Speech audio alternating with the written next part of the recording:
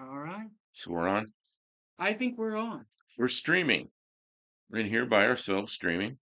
Hi, everyone. Yeah, hello. I'm Kim of Kim Fixes Things, and I'm here tonight with Buck Del Campo of Buck Del Campo. And we are uh, out in the shop tonight. We do this sometimes when we have something to work on, and we thought it's a holiday weekend, it's a Saturday. What the heck? So we dragged a bunch of equipment out here and made ourselves crazy getting it all set up for you, not for us, for you, because we care.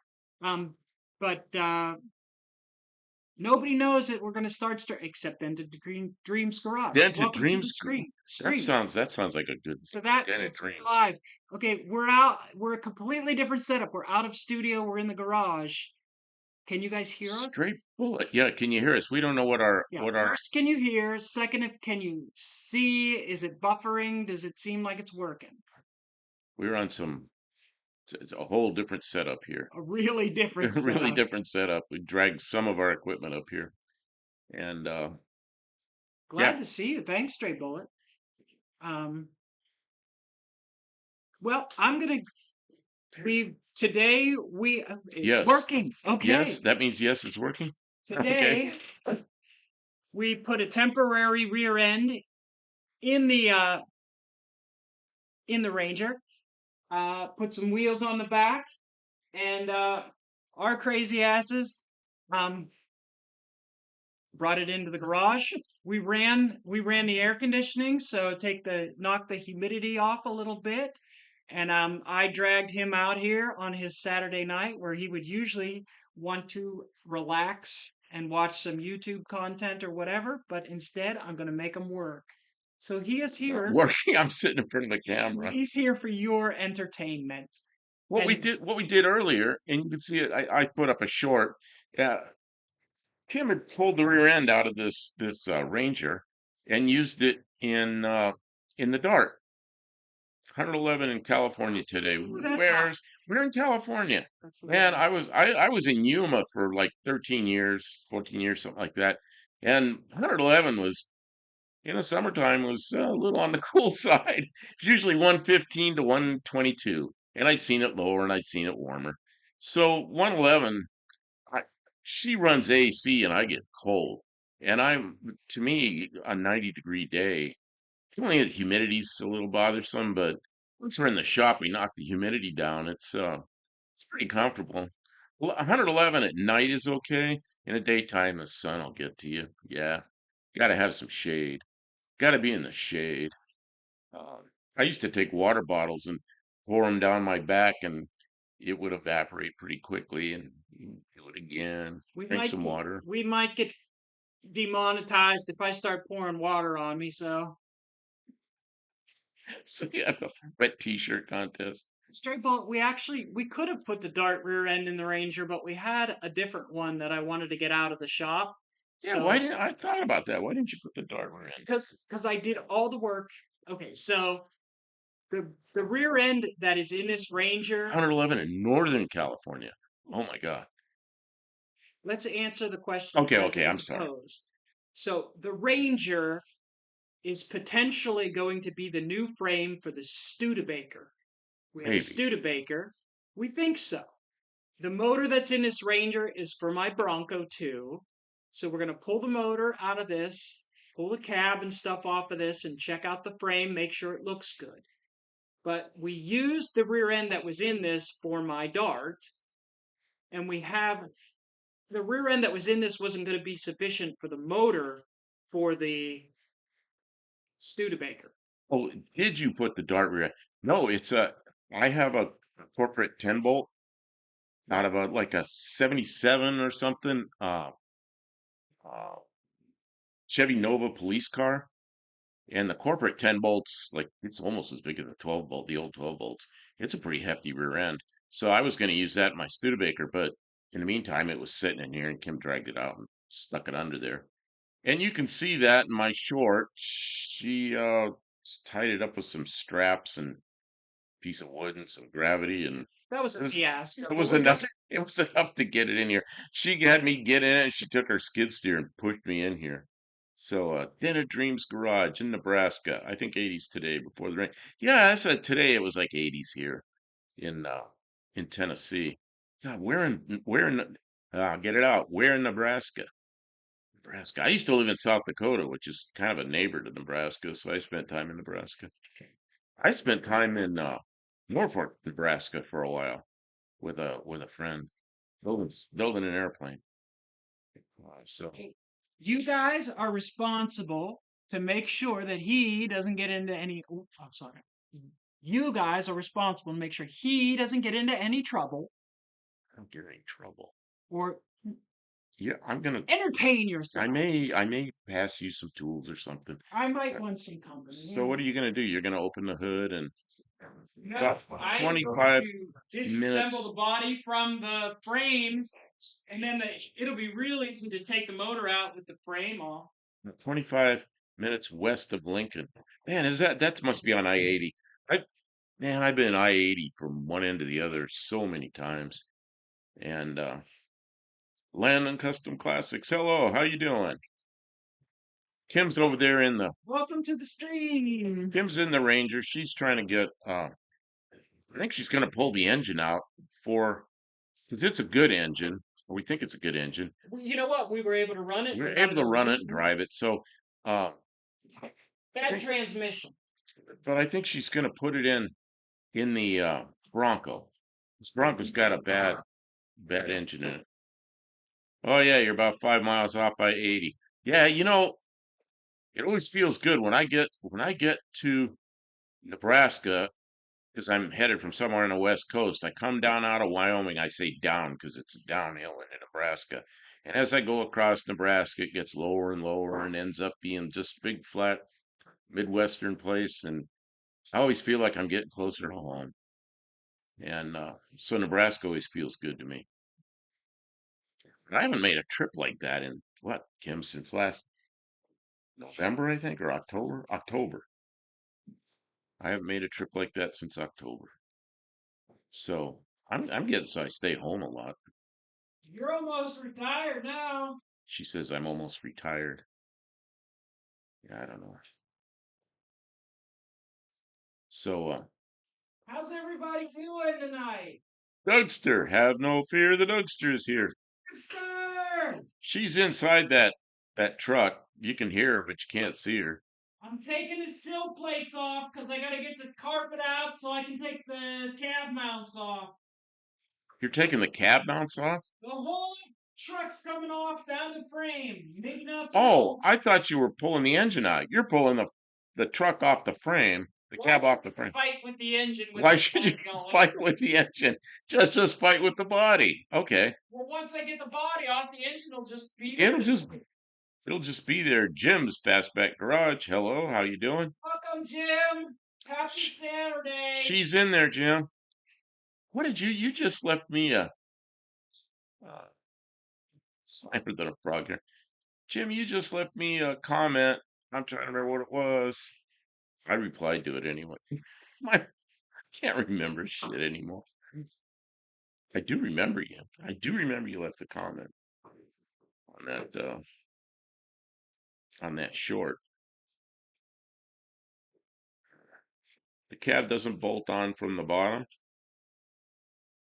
He says the cab doesn't bolt on from the bottom. Well, it does, but the bolts for the cab mounts, I have to be able to hold them still from up in here, and I don't want to.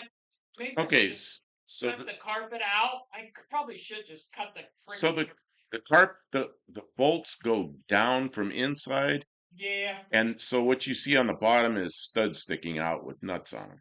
Yeah. Yeah, that's what she says. If I don't do that, I'll be fighting it. I might as well just take it apart. I'm gonna have to do it anyways.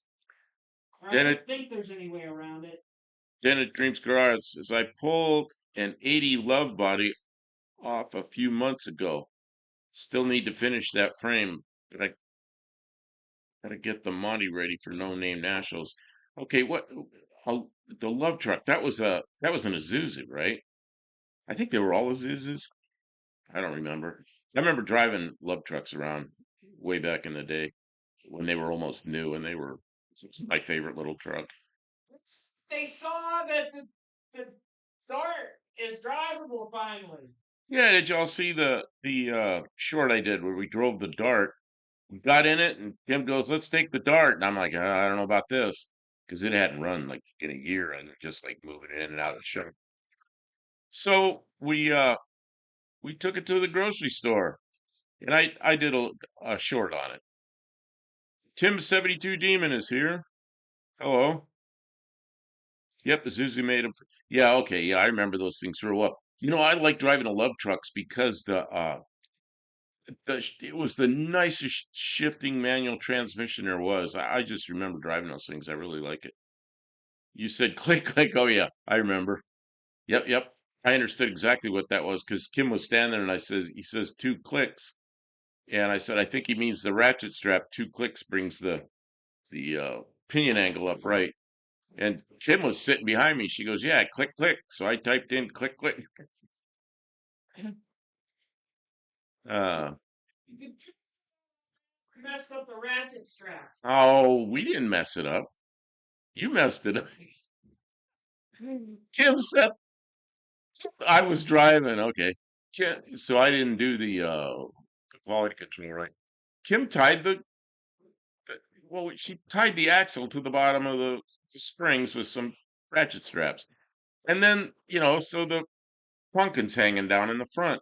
So she tied it up with another ratchet strap to a log that was stretched across the frame. And I thought that was kind of funny because we were setting the pinion angle with a log. But then she started pushing me around with it with the skid steer. Well, by the time we got in the shop, the rear end had fallen down, dragging on the ground, and I went back there and looked in the strap that was holding it. She tied it to the pinion shaft, so it was twisted around about 400 times. So I don't know how she got that off there. How'd you get that off? It's still on there. I thought maybe you took it off with a knife. It's probably what I'll have to do. So I have a 73 Dart Sport that we'll eventually do a video in, but too much going on to still be in the barn. Little slant six needs a lot of love. Solid body though. Yeah, I I got so like that's what we have, slant sixes. I don't know how I ended up there. I was always kind of a Ford guy. And not really a Ford guy, I just had cars and the ones I kept around seemed to be Fords for many, many years. And now it's all kind of changed. I got slant sixes and Valiant and the Dart and yeah, I got a Chevy 350 around here. I'll probably put that in the plan is to put that in the Studebaker, but we'll see what happens. Uh, yeah, I love an 84 by 4. Love it. Yeah, I worked for a company that had a Love truck that was a 4 by 4, and I drove that thing around a lot. We used it for a patrol vehicle, if you can believe that. Uh, and so I drove it around. It was a good vehicle. Went to dinner tonight in a 73 LTD 4-door big block hardtop. 73.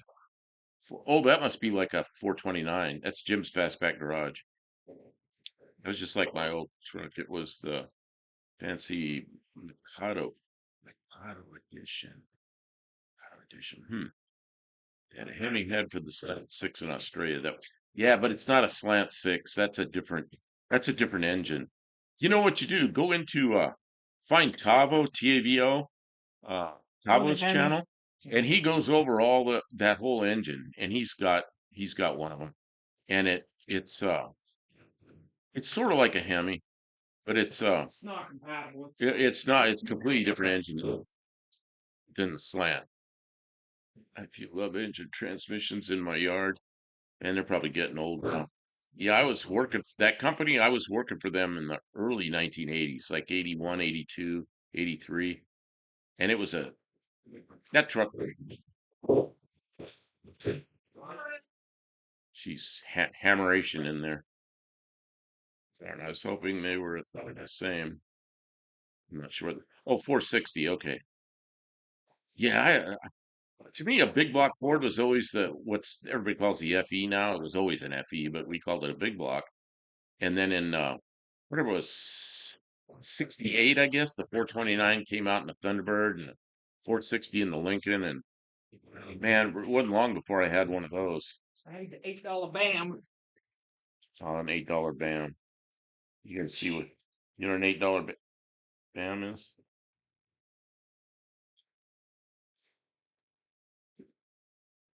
In 1971, I worked in a wheel alignment shop, and a guy bought one of these. See, it has a Phillips. It says $8 BAM. So it has a Phillips, and you take a hammer and you whack that, and it drives the Phillips in deeper and it turns it. Well, a guy in the shop I worked in 1971 bought one from the Snap-on truck, and it was $8. And back then, $8 was a bunch of money. So when I got that one, I wrote $8 BAM on it because that's what he used to call it, the $8 BAM. I happen to have a '68 Thunderbird 429 Thunderjet. Anyone see my new addition to the channel? Yeah, it wasn't even a Ford. What'd you get? It was a Dodge truck with a cap on the back, a camper shell, whatever you want to call it, depending on where you're from. Cap, camper shell. I don't know. There's probably some other names for those things. Yeah, I like that truck. Hey, it worked. It worked. You whacked on it and it turned the Phillips. It broke it free. It broke it free. Rusty piece of garbage too. $8 BAM worked. Of course, this one was a lot more than $8, but I just remembered that guy always called, yeah, impact driver. He said, Stray Bullet says, don't work on anything without it. The impact driver. Yeah, so I worked in this shop, and the guy in there, he was an older guy. We thought he was older because he was 33. Imagine that.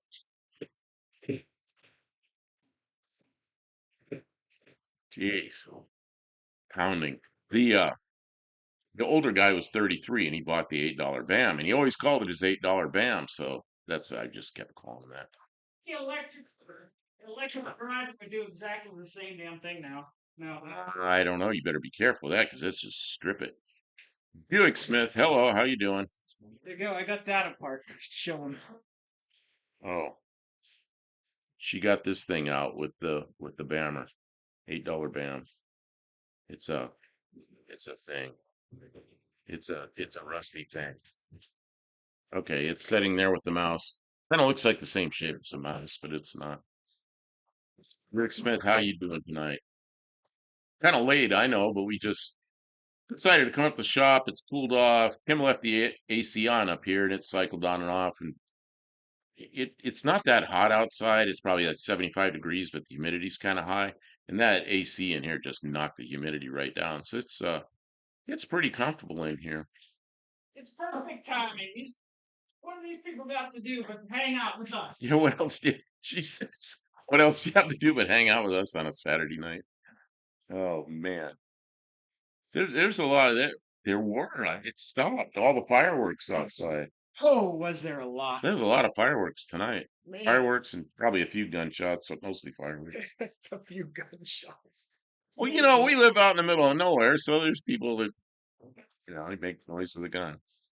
Well, It's gonna be fun. Get America! the Green Mile. It's gonna be fun to get back. I got a camera in the way. Get it back on the road. Named it the Green Mile. Man. Yeah, a truck. That's pretty cool. I'm gonna have to use the impact driver. You might have to mute the. Yeah. Oh, we'll just put up with the noise. What kind of impact driver? The $8 BAM? No, like the hammer wrench. The hammer wrench? What are you gonna use? The half-inch driver? Silicon brake lines on the 65 special today. Back lines and proportioning valve tomorrow. Yeah, on this one she just clamped the line off so that I had brakes. Brake pedal on this thing goes almost the floor, but it does stop. Barely stop. It stops. It was enough to push it in the shop and not crash it. So although I didn't really want to get in this scuzzy old truck and drive it, but yeah, it wasn't that bad, I guess. It was filthy. It's a filthy old truck. It's the one that she got it, and the bed the guy had been throwing, he liked what's that stuff called? Mellow yellow? Mellow, yeah.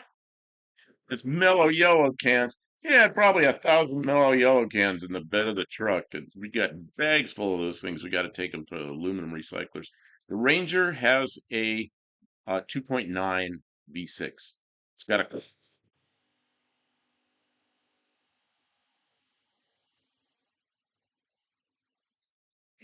well, I suppose you all heard that. That's an impact wrench.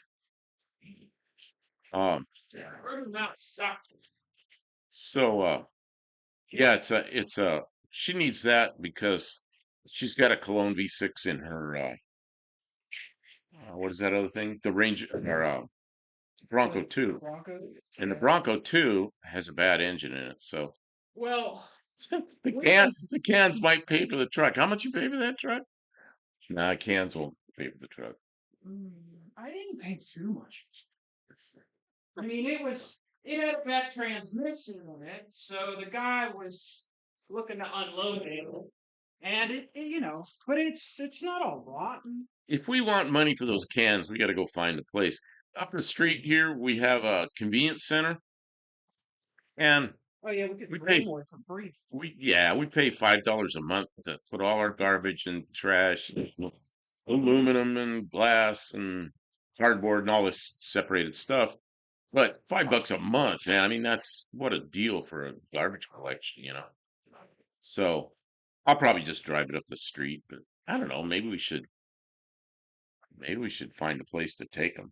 I don't know. By the time we drive that far, we probably spend that much in gas. Hard to say. Yeah, aluminum cans take a long time to add up.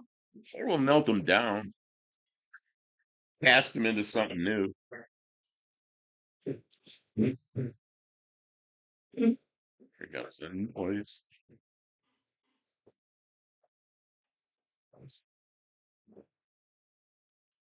I don't know. She paid more than the cans for the truck. Cans just came free. It's just kind of funny.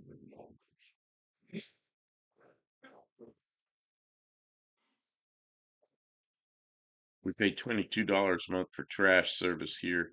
I make them work for it. Hey, John Wilburn, we got a wrench in the house. The when I lived in Ohio, uh, Welcome when to Strange On Working on Ranger. Kim's underneath the Ranger. We had trash collection in Ohio. We had one big plastic can, and we were allowed that much a week, and it was $65 a month. And man, I coming here, it was $5 a month. And it's still $5 a month. That we moved here in '06, it was $5 a month, and it's still five a month. And I pay it by the year, so I went in to pay it. The woman, uh, she was also from Ohio originally, and I said, "Man, this is." She goes, "Yeah, I'm sorry." She goes, "It's like this much, and you can pay this much a year." And I said, It's not a big deal. It's only $5 a month." And she goes, "There's people that complain about that." I was like, "You got to be kidding me." Here we go, more noise. Noise. Please. Kim says,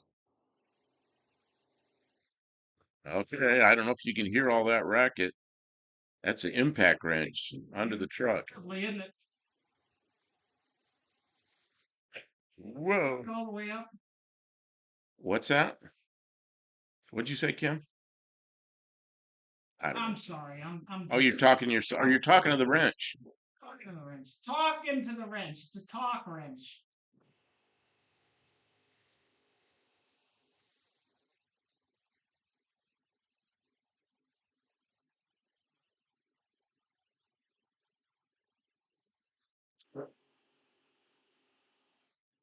Ah, I assume you all can hear that racket. sorry. I don't know. That's might be canceling that out. I'm not sure. No motor candidate to Go. convert to an EV. What's that? Oh, this thing? No, no, no, no. EV. First, first of several. Show them how good it is. Ooh, that's hot. Oh, careful. It made this bolt kind of hot. Oh, look at how rusted through that bolt. That bolt is narrower than it used to be. That's a body bolt for the for the whatever this thing is, Ranger truck. People complain probably used to just burn their trash. That would be the only way to get rid of it cheaper. Oh, they can't hear the wrench. The mic, it looked to me like the mic was canceling out. Mic was stuck in it. That's great. Yeah, we can burn trash here. We're supposed to call in and What? get Make noise. more noise.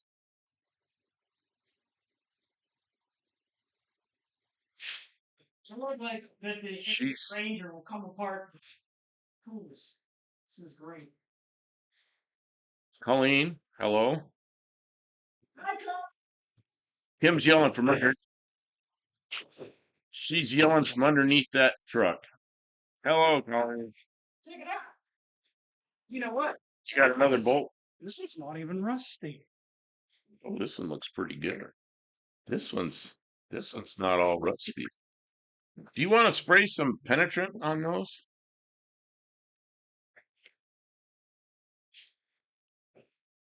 No answer. I did. Oh, you did? Okay, because it wore it right off. Yeah, it did. Burned it right up. Yeah, it's okay. What's a man I sees on? No, don't use that. Watch people stopping in to say hello. There's Thanks a lot of everybody people- for stopping in. a lot of people Happy stopping in. Saturday. I like the first generation. God, noise. I like those first generation small Rangers. Yeah, this one's a parts vehicle.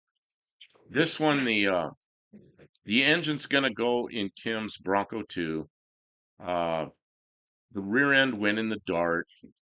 The cab's coming off. I don't know what we're doing with that.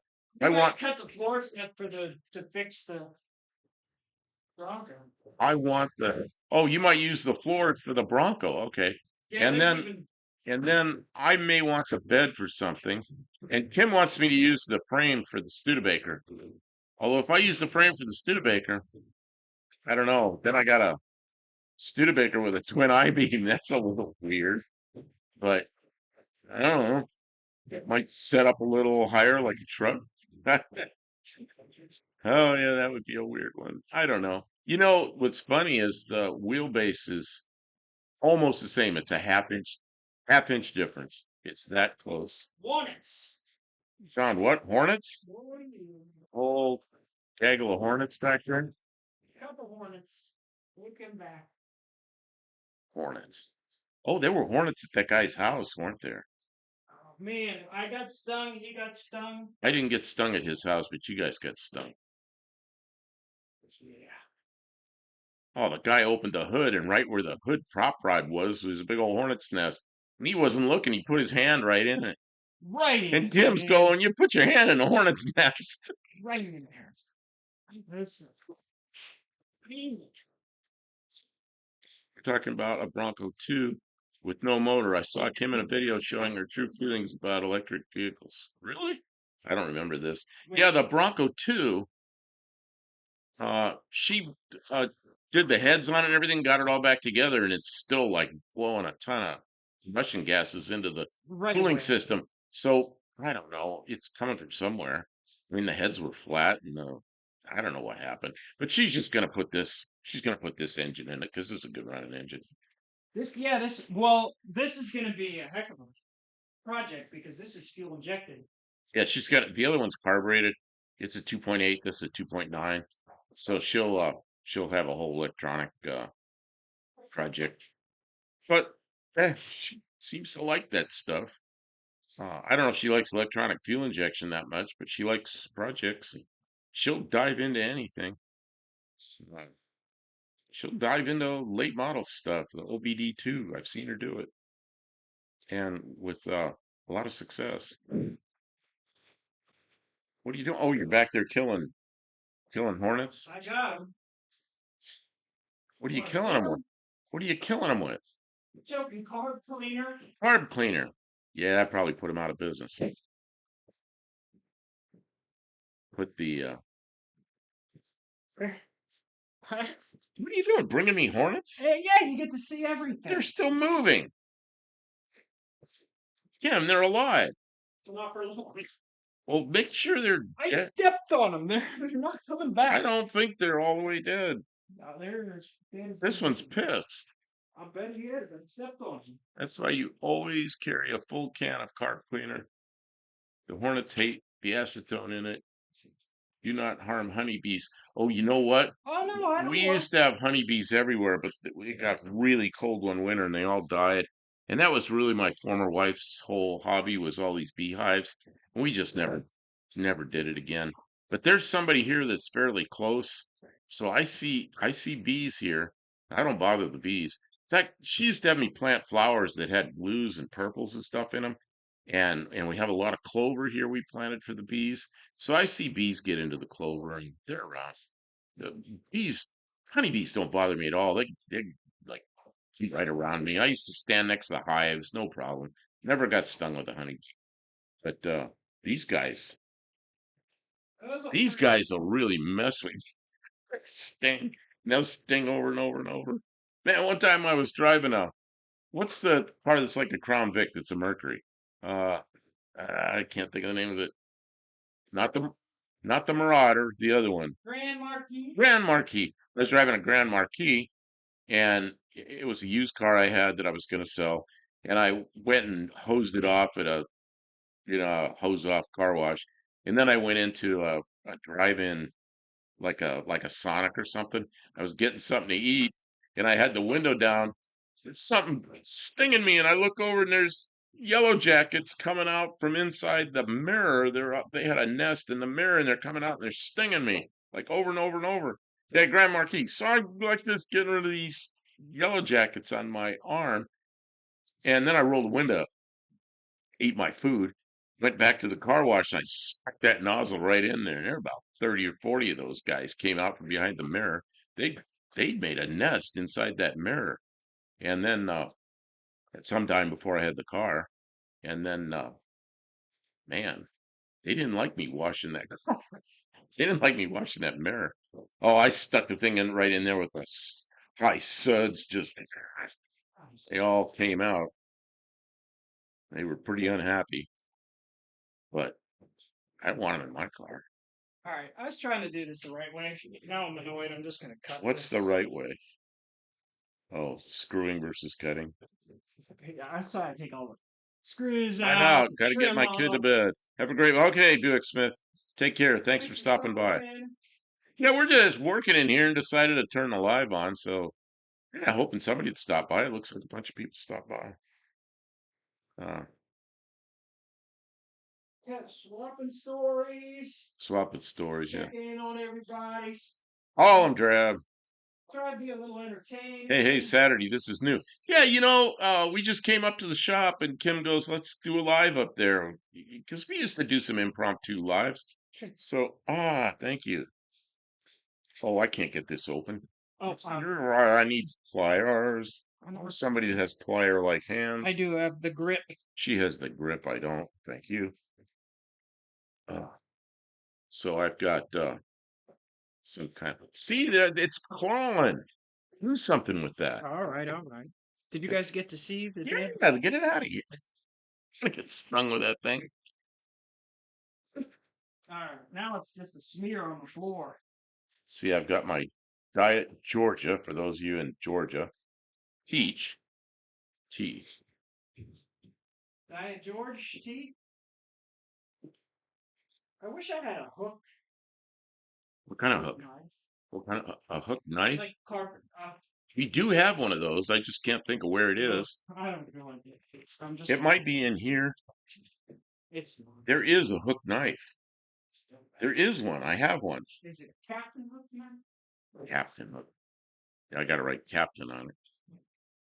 It's just a knife, like you cut carpet with or something. I think that's what they're. Got it. I think that's what they're supposed to be used for. Is carpet. She's I in. bet you Dr. Art's gonna want the computer from this. Dr. Art's going to want the computer. You're going to want the computer. I'm not running a computer. How are you going to run the injection without the If computer? not, I'm gonna cut a hole right in top of the manifold and stick a carburetor on it, like any Oh, respectable American. you're gonna put carburetor on it? Yeah, Oh, I thought you were going to run the injection. get all that. Have Dr. Art reprogram the computer for you and the thing will fly. Time for that. You're going to stick a carbonator on it. Make carbon. them. What do they think I should do? Should I put a card? Okay.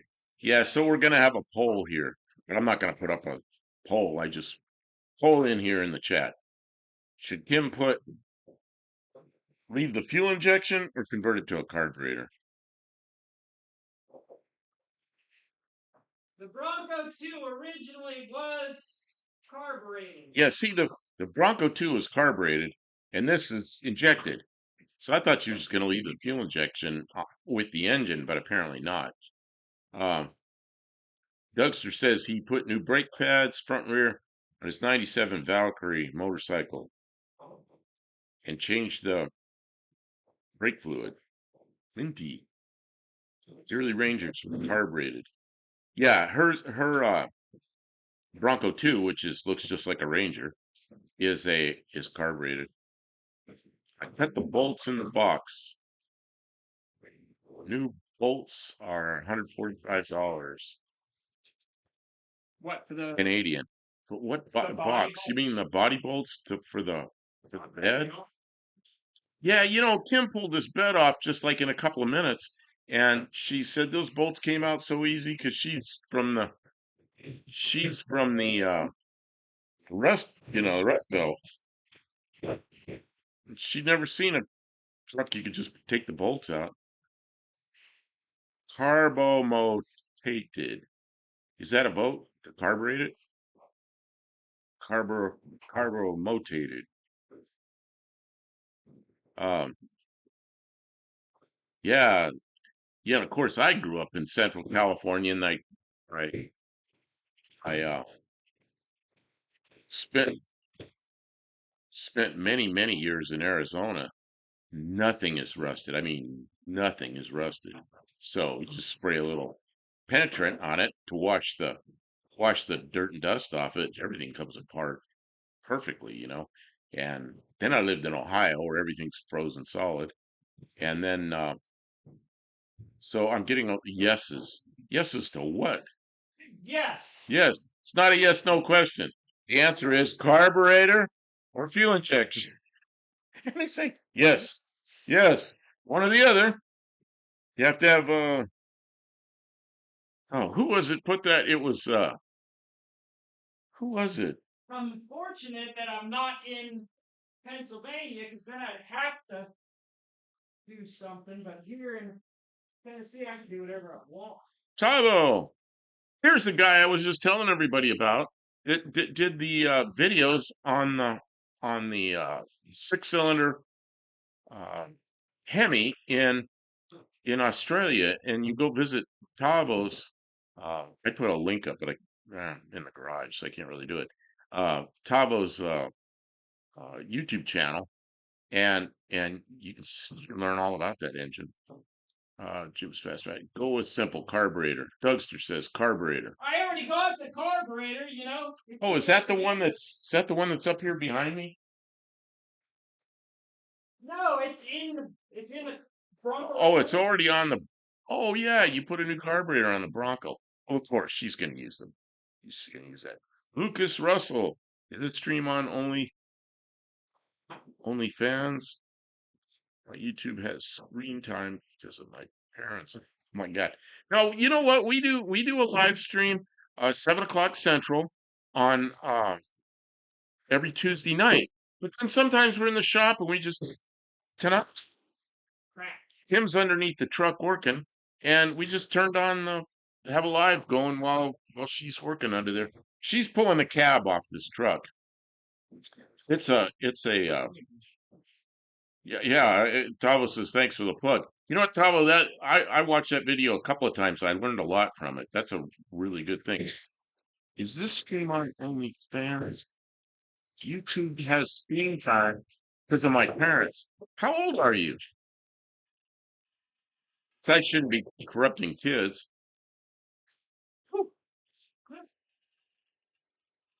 Lucas. Who's corrupting kids? Well, he says he's got screen time because of his parents. So I don't know how long he can stay on here. But oh man. See, we didn't, and when I was a kid, of course we didn't have any of this, but I had a little TV tucked in a headboard of my bed, and I turn it way down so you could hardly see it. And I put covers over it, and I had an earphone, and I'd watch TV, all the nighttime shows. I learned more from nighttime comedians than I did from school. That's because I was always they didn't know what I was doing. I wrote all the book reports and things I had to do.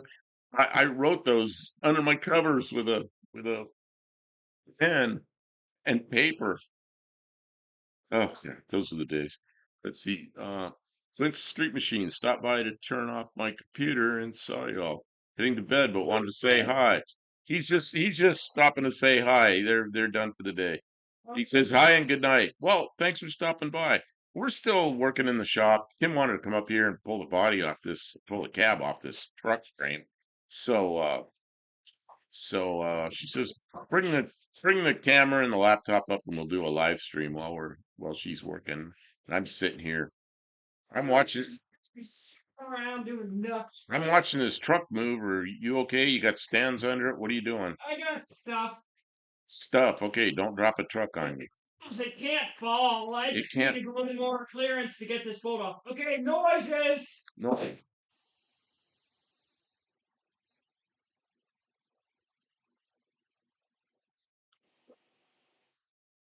Can you hear that noise? That's an impact.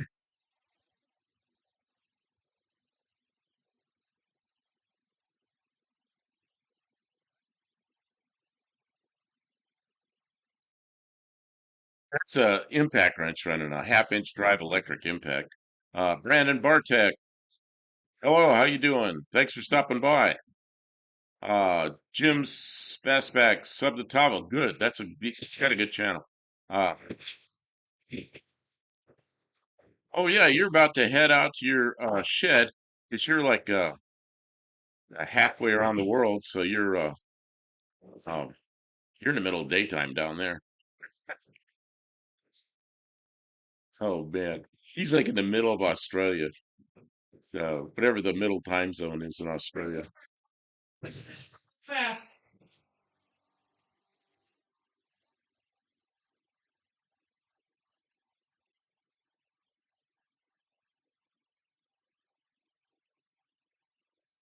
Yeah, you got it right.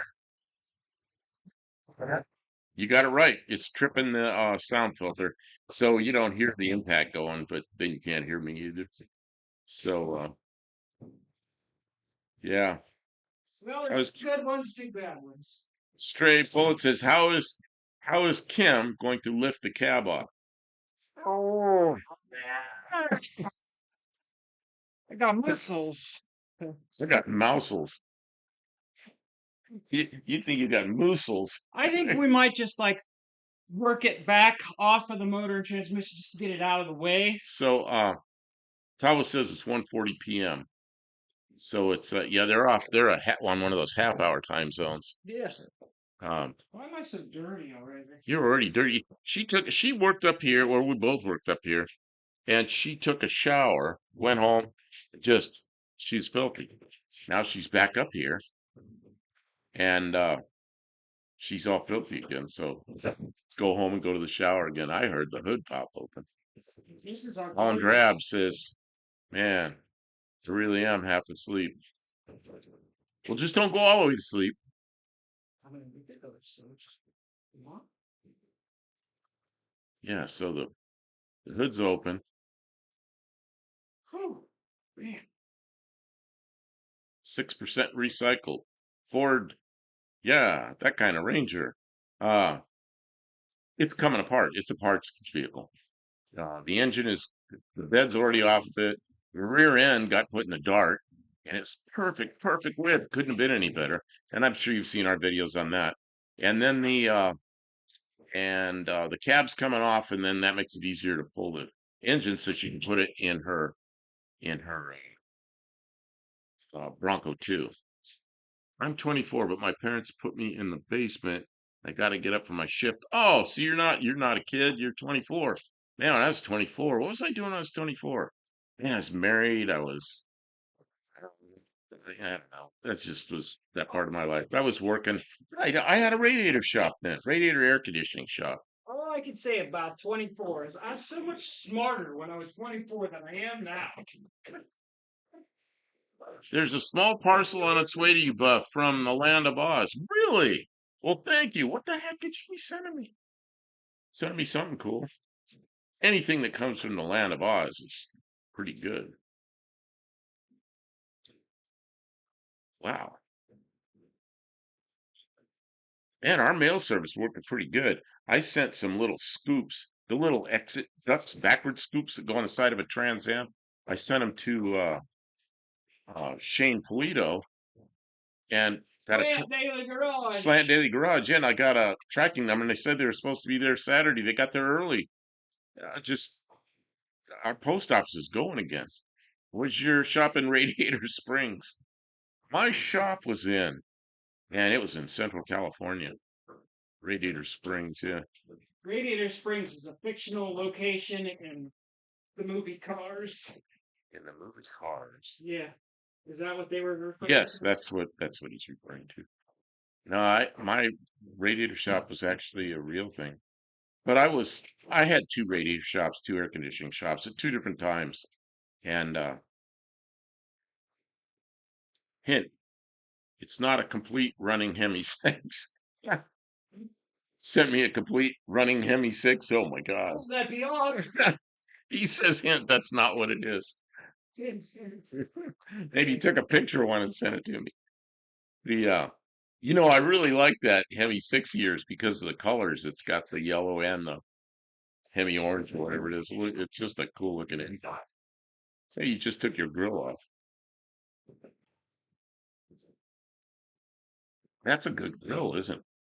Huh? That's a good grill, isn't it? No, it's somebody glued it back together. It's Oh, terrible condition.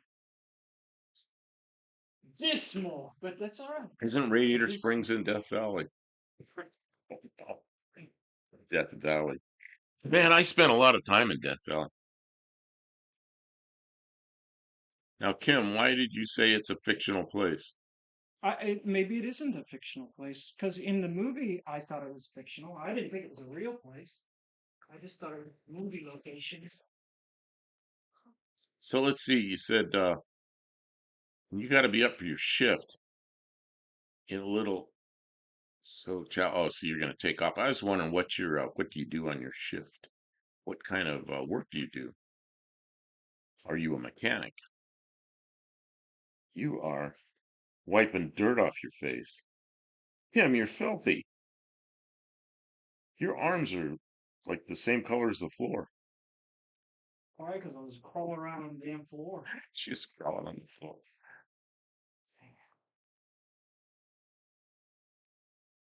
Now you're pooped out. No. Yeah. Don't.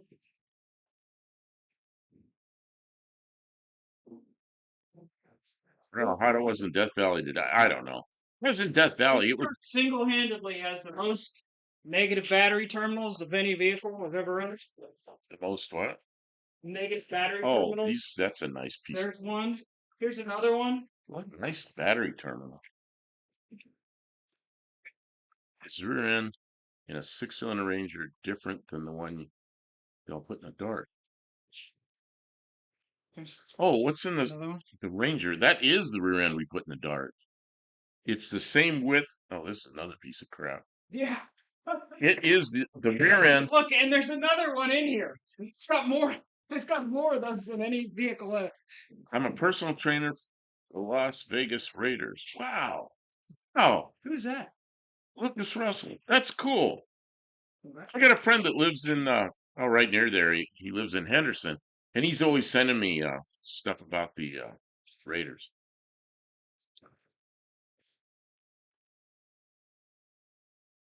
Yeah, the rear end came out of this. She got a crazy idea to put it under the Dart because the rear end in the Dart was really bad. It's a grinding machine. So Yeah. she started measuring. She goes, God, it's the same width. So she pulled it out. We cut the mounts off of it. They're on the top. We made new spring purchase, put them where they belong. Got the for the 4-cylinder. Is the rear end in a 4-cylinder Ranger different?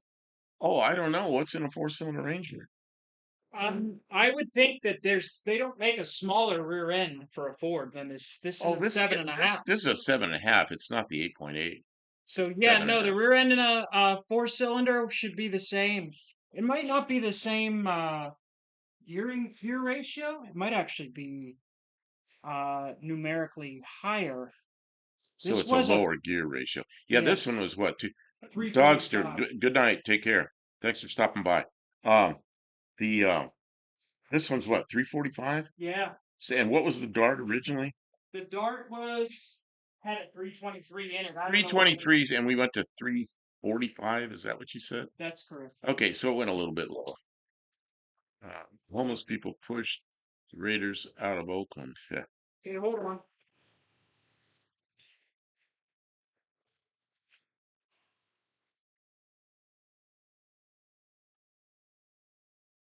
Sorry. Noise. More noise. Are you done with the noise? No. No. One more. More noises. Yeah, that wrench just shuts the mic off. Yeah, it's kind of Well, normal. that one didn't. That time it's Well, it's not working so hard on these ones. yeah. If it's not pounding, it doesn't cut off the mic. What are you undoing? Everything. Thanks. Well, I don't know what bolts you're taking out. You pulling the fenders off separately? yeah. Okay. There's also. I don't know if you're pulling the fenders off or pulling the front clip off separately. Of course, if you pull the front clip, then we got a big old thing. Yeah, I'd rather make it so it's easier to move around. Did I show you what they have for new for a horn? Oh, is it something good? Yeah, Can I put it in my car? yeah, if you want.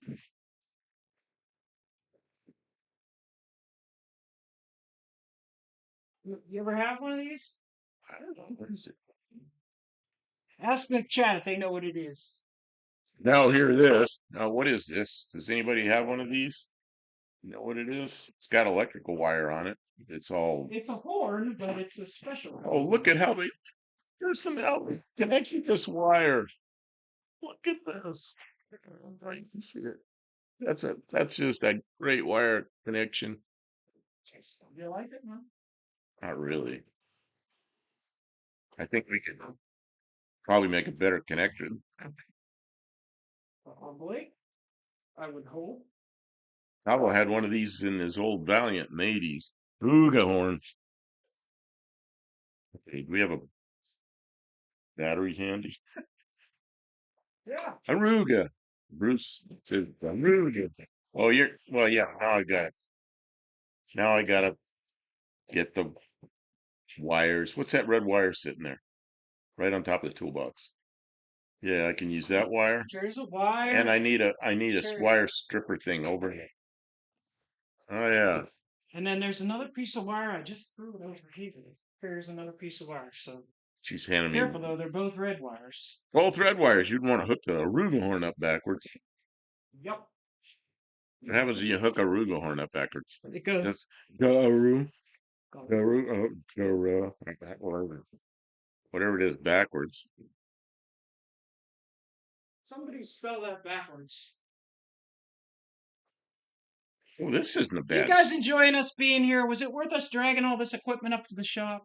Oh, there's some people here enjoying. Oh yeah, there's Thanks people here. everybody for being here. There's people here. Hell yeah. We would have been bored if we were by ourselves. You guys make it more fun to do everything. So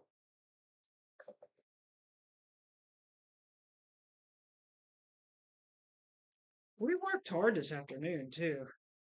In the heat, man, it was rough. what I do? Get the wrong hole? Got the wrong hole. Careful about that. Really makes someone upset. Because I got the wrong hole in the strippers. The wrong hole in the strippers, Kim. Wrong hole in the strippers. Careful. Hook it to a battery. Yeah, we dragged the battery over here. She dragged the battery over here. Gave me wire strippers. Gave me wires. I'm over here working on making the. I got him entertaining the Oh, what's that for? the clamp. Well, I know it's a clamp. You put a clamp in my lap and it fell on the floor. I don't know what. Sorry about that, but I was. Oh, I see it. So we can make the horn work. There's a helicopter going over low. we're not too far from Fort Campbell's, like, I don't know, 12, 15 miles from here, something like that. So we get some low flying military aircraft sometime. Sometimes. No fear, GTR. Oh, careful how you talk about strippers. And yeah, that's what Kim was referring to there. Oh, okay, let's see. Now we got this horn that I gotta Kind of take shit. this terrible connection off here. Let's see, how am I gonna do this? Look at you. Look at this paying off. Kim, so I don't have to like get up and crawl over there. Can you get me a pair of some kind of spikes or something? Gee, all the slurs. All the slurs. Diagonal cutters. Diagonal cutters.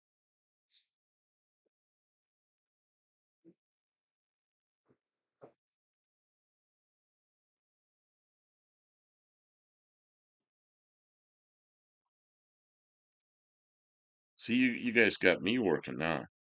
Now that we got toys to play with. We got toys and electricity to play with. Interesting. This is a different format than we're used to do. You know what I should do is get some. Here we go, more slurs, spade connectors. Okay, let's see here. I need some little spade connectors. Spade connectors. Yeah, I know they're here somewhere. Oh, you know where they are? I was gonna get up and get them, but that's all right. You're gonna. I need female spade connectors. Yeah, just bring the whole shoot match over here. I'll There are. I don't want to bring you something that doesn't help you at all. really There's stuff everywhere. I think you should probably just just and then I got wing it. Just wing it. clamp them to the positive and negative, and then just touch them to the. Oh, do it that way. Okay, Yeah. I need two clamps then. So I brought you two. You did? I do. Oh yeah, the other one fell. I didn't even see the other one. Okay, so I've got a battery down here by my feet. And got a, oh, I'm gonna have like live wires just connected. Might as well.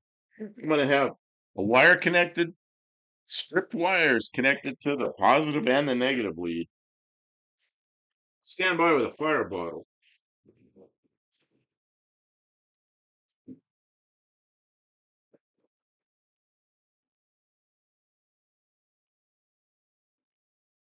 Yeah, we have planes and helicopters flying over us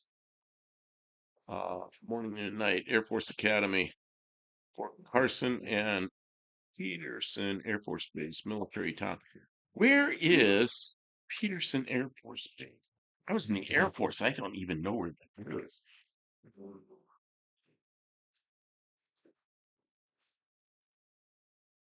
Don't know.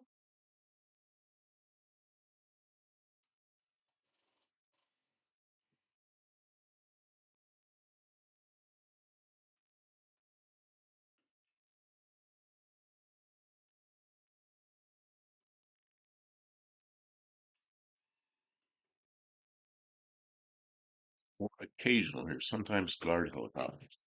Yeah. Well, here, because of the Army,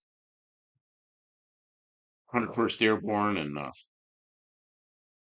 5th Group Special Forces are here. Okay, this is dangerous. You need help? Yeah, these are not quite. Here, I'll hold the horn. Okay, these have to be unwound. You're gonna have to aim it away because it's Okay. gonna just duck the mic anyways. Very rarely do. Okay, let's see how much noise this makes. Oh,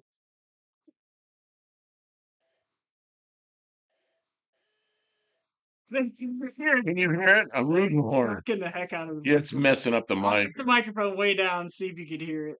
Okay, so here we go with the.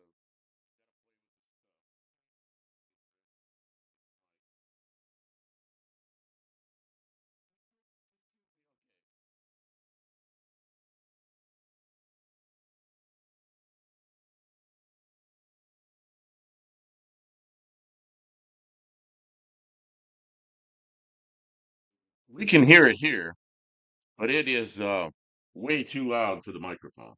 So we're done playing with the battery and the Auga horn. It works though. Man, does it See? Auga. Oh, it's loud. Yeah, you can't hear it. It cuts the mic off. Uh, yeah, I couldn't hear it. Yep, I believe that. But mostly A-10s. A-10s, what a great airplane that was. Cheyenne Mountain, nothing flies out there. Colorado Springs. Okay, I'm looking to see. I missed a whole bunch of stuff here. I saw a UFO flying over my house last weekend. That just means unidentified. The noise cut is working. Yeah, the noise cut's working, that's for sure. Yeah, I could probably disconnect the Maybe move the horn down by the door. Yeah, I have to carry all that. y'all are just gonna It's just a bunch of racket. You'll have to take my word for it. It works. maybe we'll do a short. We'll do a short with a Ruga horn. Aruga or Aruga horn.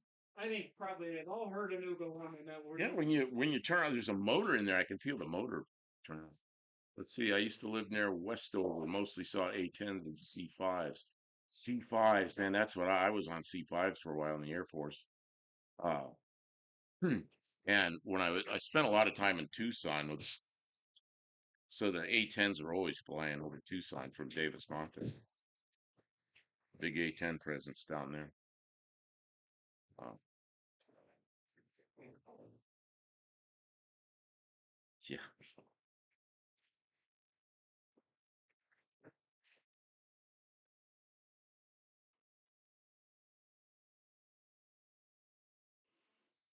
On. Yeah.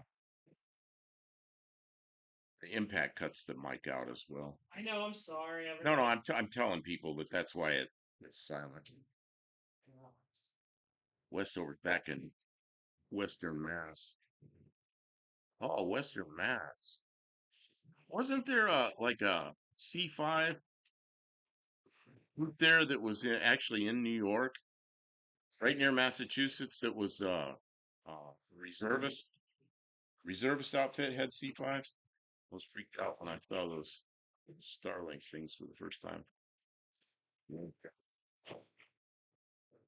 You know that was real aliens, and they just made that Starlink stuff up afterwards. I don't think Shut people up about it. Peterson here has 130s, Loadmasters. Hey, I don't little noise. More noise. Sorry. We are trying to get some work done.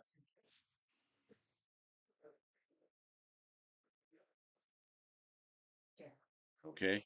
Yep. So Kim, stop making noise for a minute. I know. I don't think there's anywhere big enough for C5s down here. We do have C17s though. Yeah, C17s get in and out of just about anywhere. Pretty sure they closed that base since then. Yeah, you know it was really strange because when I was in, I was in right when the C5s came in, and we were at Travis Air Force Base, and then they were also at Dover Air Force Base, and then a reserve. Oh, noise. Yeah, that sounds. Another reservist base got some C5s, like in the New England area somewhere. And it was really strange because they'd been flying twin engine Cessnas and they transitioned to C5s. That's quite a transition. I guess they're all Air Force pilots, all trained the same.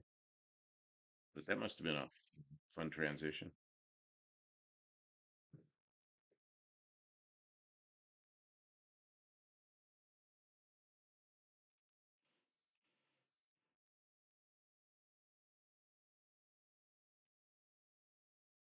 So you can see what Kim's doing now. Yep. Disassembly. Are you going to reassemble it?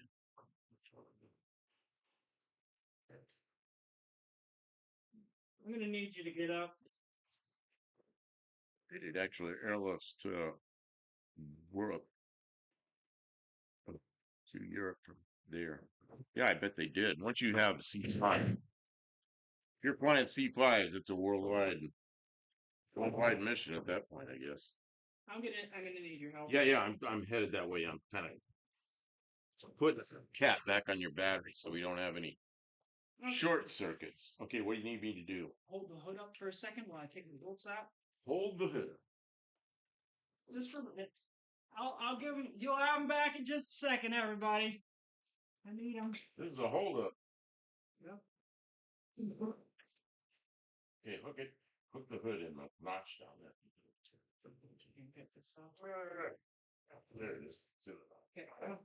Okay, get the that thing out there. Okay, and You want to? what am I Here, doing? you move yourself in this general direction, and I'll in that direction. Okay, okay. Where are we going with this? Oh, I'll put it on the roof. I can go up. And okay, good. It actually fits the roof quite nicely. There you go. This little notch in there fits the roof. Point. One day last year, oh, it sounded like a pulse jet flying. Oh wait, I missed a whole bunch here. Let's see here. It might says we'll keep watching while you keep working. Yeah, I'm actually just sitting here mostly. Uh, one day last year, I heard what sounded like a pulse jet flying over. Very irritating senses. Heard one of those once, Jim. I was in Texas. We assumed it was one of those Aurora spy planes people chattered about. Yeah, I don't know much about that stuff. I worked in R&D, for many years out in the desert, flying uh, research aircraft.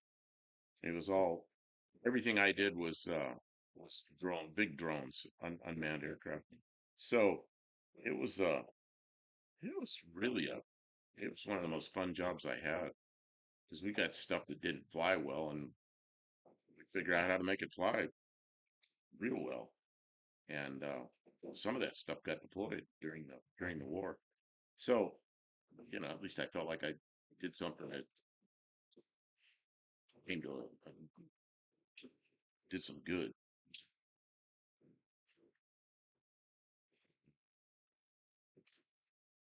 Working on research and development is really fun. I always wanted to do that. Never thought I'd be there, and just somehow I ended up there. Did I ever see a UFO? Not in the sense that everybody talks about UFOs. I saw flying things that I couldn't figure out what they were. Man, one night I was flying a Cessna from Santa Barbara, California up to Monterey, and there was something in front of me, a light, and it just, I couldn't catch it. Of course, that airplane isn't fast, it's only on like 120 knots, something like that. One of those perfectly clear nights you can see forever. And I think it was a flare hanging from a parachute. I'm not sure. It's way out in front of me. And then it just disappeared, which makes me think that's why I think it was a flare because it just ran out of flare and went out. But that was a weird one because I looked at that thing for, I don't know, maybe 10 minutes out there. 120 knots, I'd be catching up to it, but I wasn't. That Air Force Museum at Wright Pat is great. Yeah, I've never been there. When my son went in the army, before he went in the army, I was living in Ohio, in the other corner of Ohio, northeast Ohio. And I told him, let's go to that museum. And he goes, yeah, okay, okay. So then at the last minute, we decided to go to Washington, D.C. instead because he wanted to see, walk through the mall and see all the monuments and the Capitol building and all the memorials. And I walked by the Vietnam Memorial. That was oh man, your Vietnam that's a rough one. And then we went to the Smithsonian. The Smithsonian's many buildings. We went to some of the Smithsonian buildings. It was really a fun.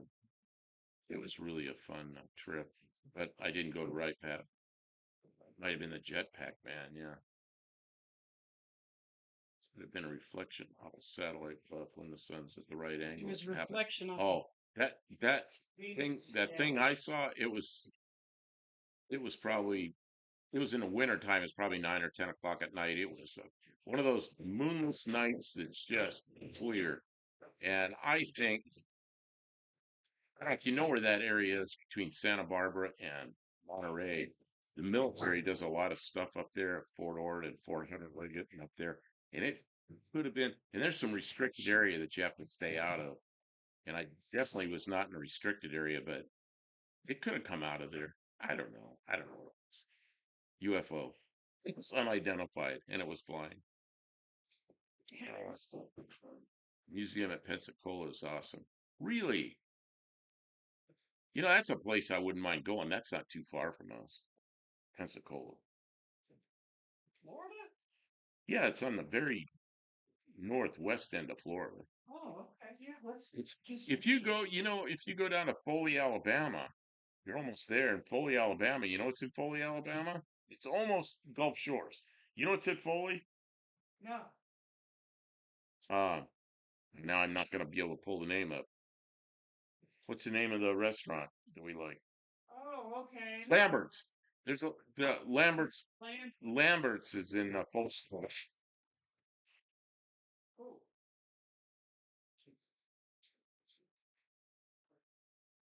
So who's going to be at the No Name Nationals?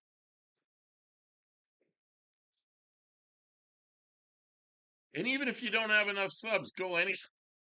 I've been the last 2 years without enough subs. I just go there and help Kim with her car or mini bike or help somebody with a car or just watch or walk around. It's just fun.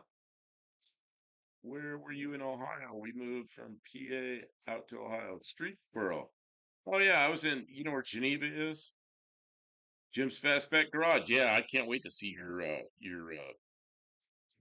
your strange fastback, early model fastback on a late model to me, 68, 68 Mustang. That's a late model one. Uh, yeah, yeah.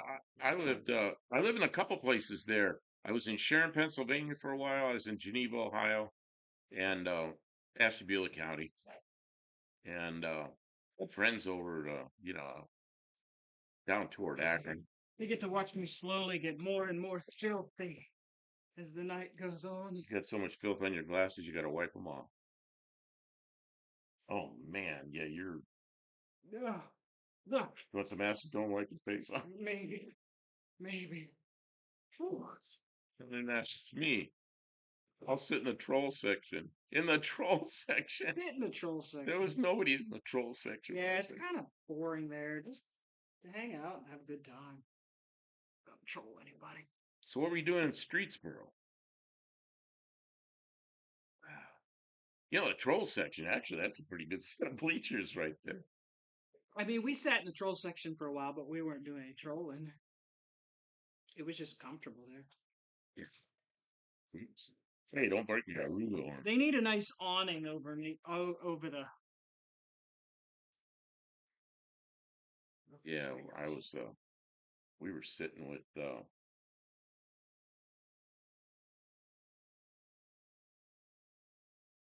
it's just here. Uh, Yeah, we're I know who you mean. just, Clint. nice.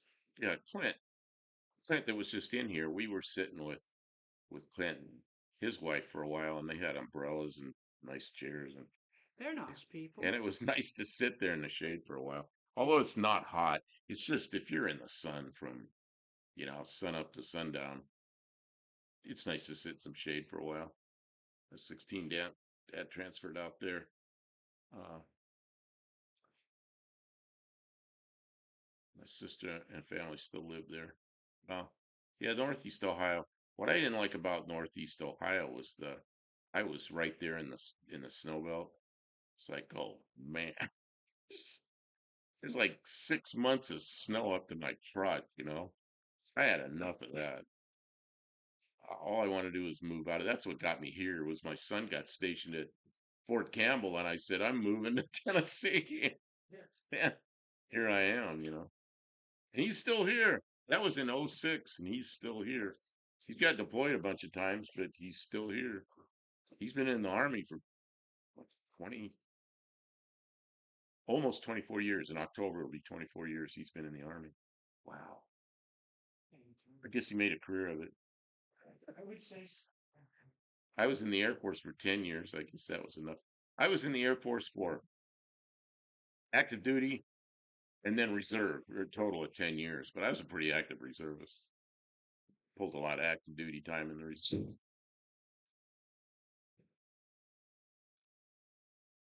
Tim, this is pretty good. You go if you want.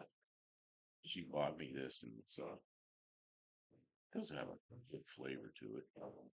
This is not a sponsor, just off Do you know how hard it is to get a beverage sponsor? a beverage sponsor. A beverage sponsor. You're going to drink it either way. Why should we give you more?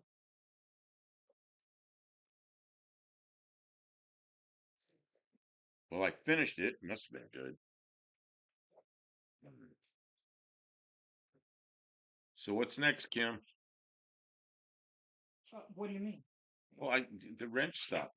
Oh no, you're gonna wrench again. I see it. This is the wrong side. What's wrong? So, It did something. It did something. hmm. I'm just going and going. How are they doing? You still What's got everybody people? doing? I don't know. The Everybody chat left. sort of stopped. I don't know. They were like, I've got people in here. They're just not as talkative. They're asleep. probably falling asleep. Street Sparrow is right in that snow. That's the noise. Those winters coming off Lake Erie were brutal. I got married and we moved to Northern California. I forgot. You told me, I think, where you were in Northern California, but don't remember. My sister's still in Northern California. She's up near Wairika in that area, although she's not right in not right in Wairika, but in that area. Sorry, noises. Fireworks have started and it's scaring my dog.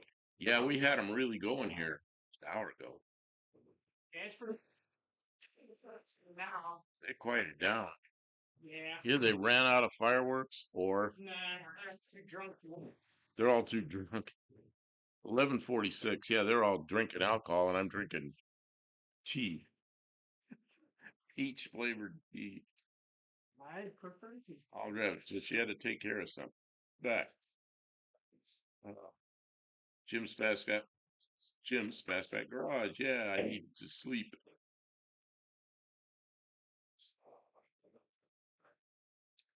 Well, if you're gonna take off, good night. My town is very poor and can't afford a fireworks show.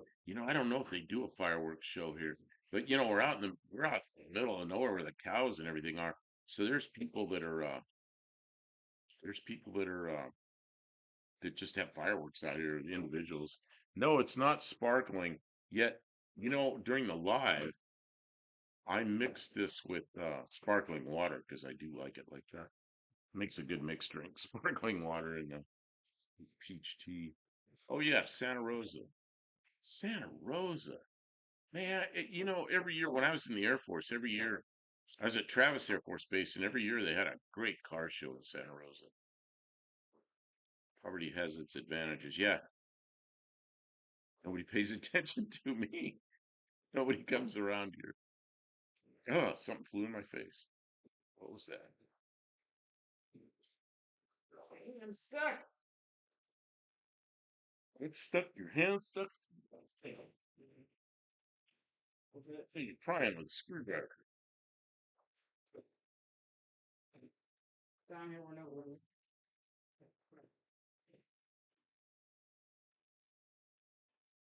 Santa Rosa, California. Santa Rosa. It's right near. What else is right near Santa Rosa? There's Sebastopol. I don't know, some other towns. I used to drive over from Travis Air Force Base over to Vallejo or something and somehow get over to Santa Rosa.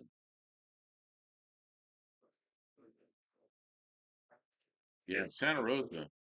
Man, I had a friend then had a 58 Corvette, a black 58 Corvette. And this is the way it was then. That was an expensive car. It was $800.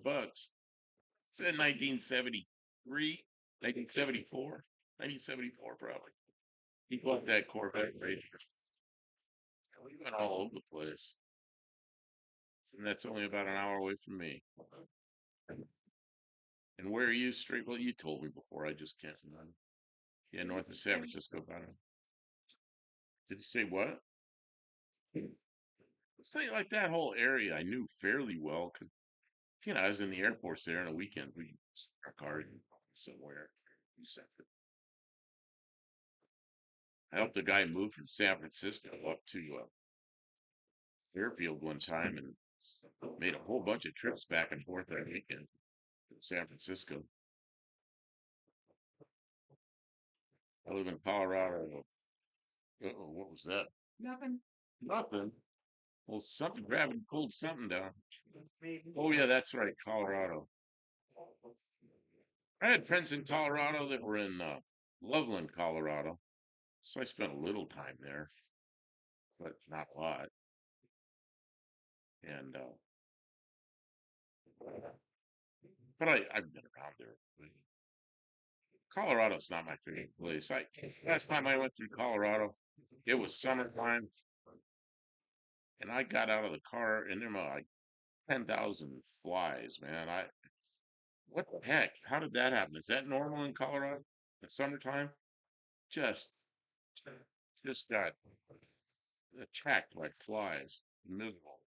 I went in fast food. I don't know what it was, McDonald's or King or something, but they were even in the restaurant. Just hundreds of flies, big flies. It was not fun. So I don't know if that was unusual or just them.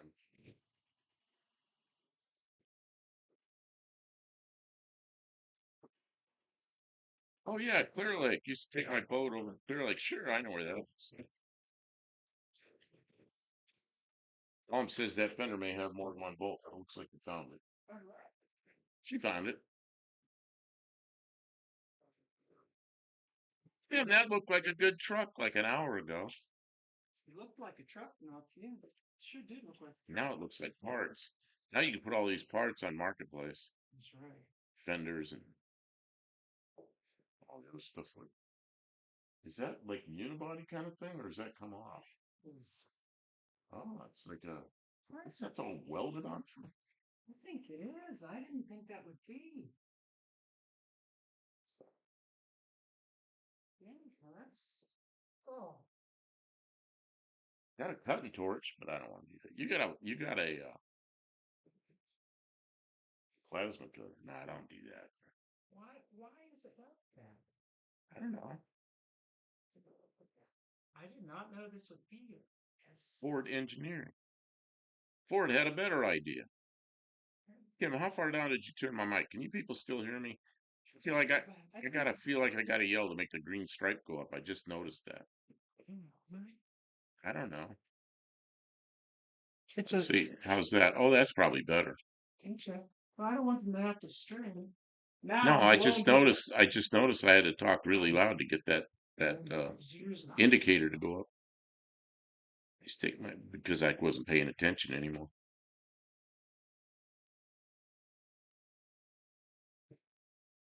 5 by 5. Guess that means good.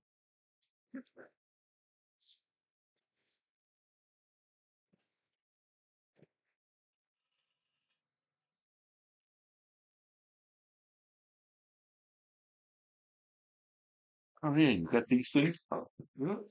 What did I do? How's that Richard? Slim.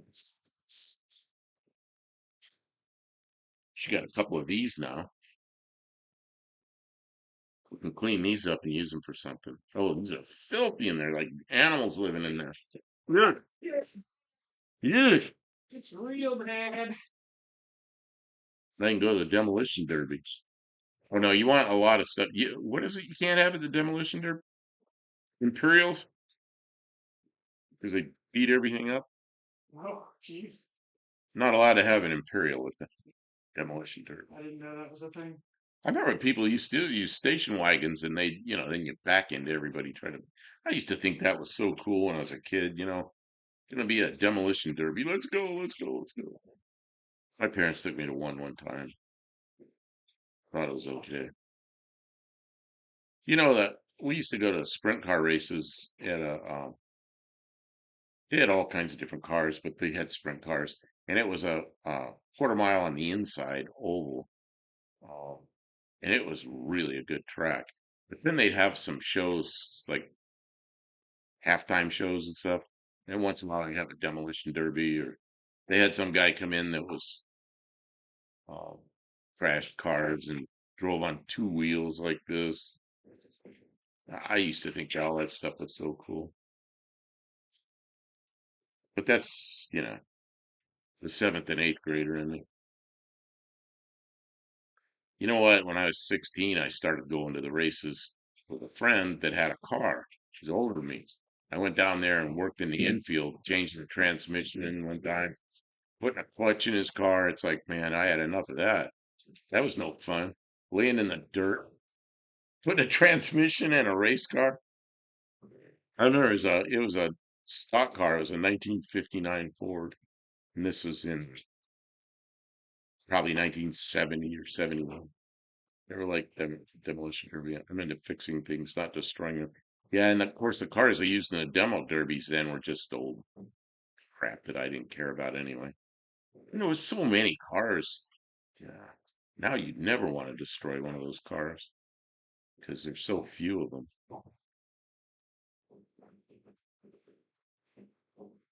Kim, how late you gonna go here? Oh, I don't know. How late do they want us to go? Oh, it's almost midnight Central Time What, here. they asking or No, you no, asking? I'm asking. They're like, are you guys done yet? 'Cause we're so sick of watching this. No, I'm just, well, it's not like they have to stay. They're just here. They're Or just they here. leave it on, they walk away. I'm giving you a heart attack. That's right. Fall asleep and leave it run. Oh, my feet are starting to hurt. But that's okay. Well, I'm okay for a while. I got some real foot problems I'm trying to deal with. I had another big toenail come off. It's like, what a mess. He was making me soak that foot in Epsom salts, putting stuff on it. She goes, "We're going to take care of that." I'm thinking, man. Tell us 6 a.m. sounds like a good cutoff time. I That's like something we do. It's like, hey, we're going back to the house. How come it's getting light out already? even I'm not into that.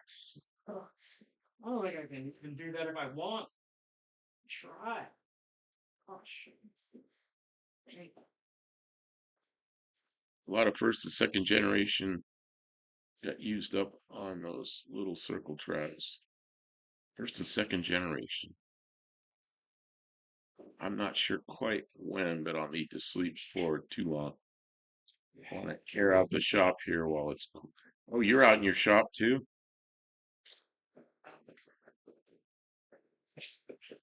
Yeah, it's not, today wasn't as hot. It was in the 90s and today was like maybe 78, something like that. Oh, first and second generation Camaros. When I was going to the races, those were new cars. Then resume after breakfast. Yeah, the that probably did happen. I remember going to the races. There was a guy that had a '63 Plymouth. What is this for? I don't know. I found it. Just found it. You found this. Yeah. Identify, please. What is this? I don't know what it is. It's got Is steps there a and magnet on the end of it? it could be a magnet. Okay. Huh? Telescopic magnet? Nope, it's not a magnet. No. I don't know what it is. It's not telescoping. It looks like it's telescoping, or it's frozen. Right, frozen. It was up, jammed into the rain. Yeah, what is this thing? What is this? It's got a thing like for a pocket flip, but I don't know what it is. It's so darn long. Yeah, this thing it probably had a magnet on this end and got broken off, and the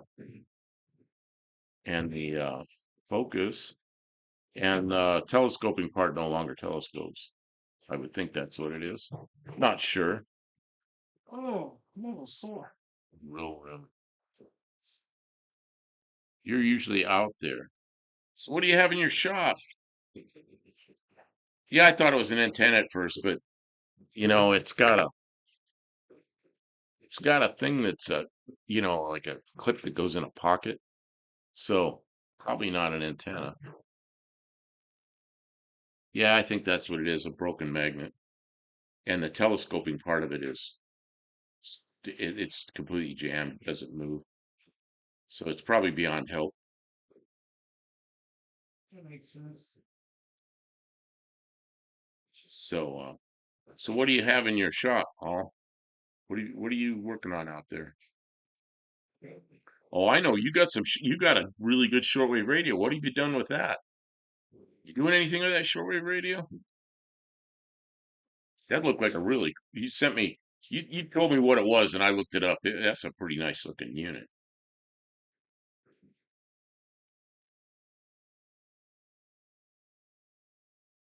No fear. Okay, you got to go. Good night. Take care.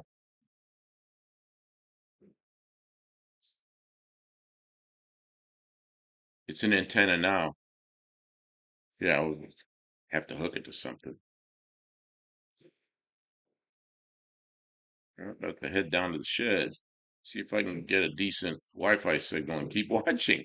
Okay, that's pretty cool. That's what we Tim hooked up a thing here, so we got Wi-Fi up here in the shop. It's a pretty good stretch, but yeah, it works real well. We put in a special. She put in a special thing. Watch small track racing from Rockford Speedway. Rockford Speedway. They did the figure eight. I used to watch that on TV. Demolition Derby, school bus races, pulling trailers, pulling boats. They just closed the racetrack to build houses. Oh, that sucks.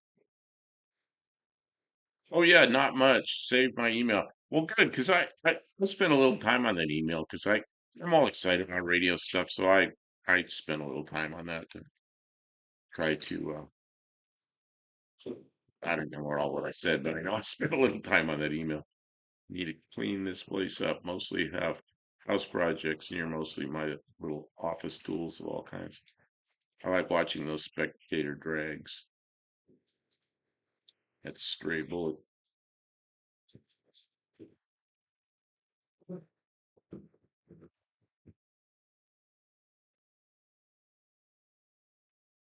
What is that noise? Something tickling.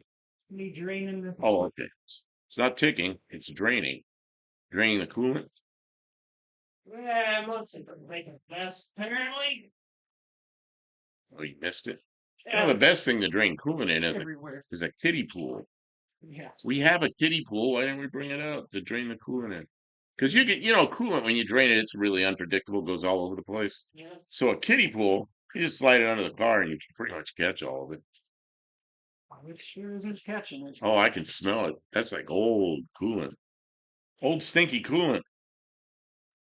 What is that mixed with the transmission fluid? No. Is it? It looks like this. But this radiator's bad too. We should have checked it. Soon be redoing all the brakes on the Volvo. Oh, that's right. You have a Volvo. What kind of Volvo do you have? Uh, ran out of weather for a little bit. Hmm. Man, when I used to work on Volvos, they looked like footballs.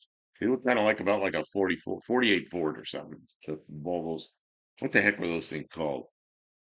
944 something? I don't know what they were called. Blown head gasket. No, this thing runs really good. This engine. The guy that we got it from drove it that night, and she drove it and ran it for quite a while. Um, the transmission had lots of trouble. So if there was transmission fluid in the coolant, then I know why now I know why the transmission crapped out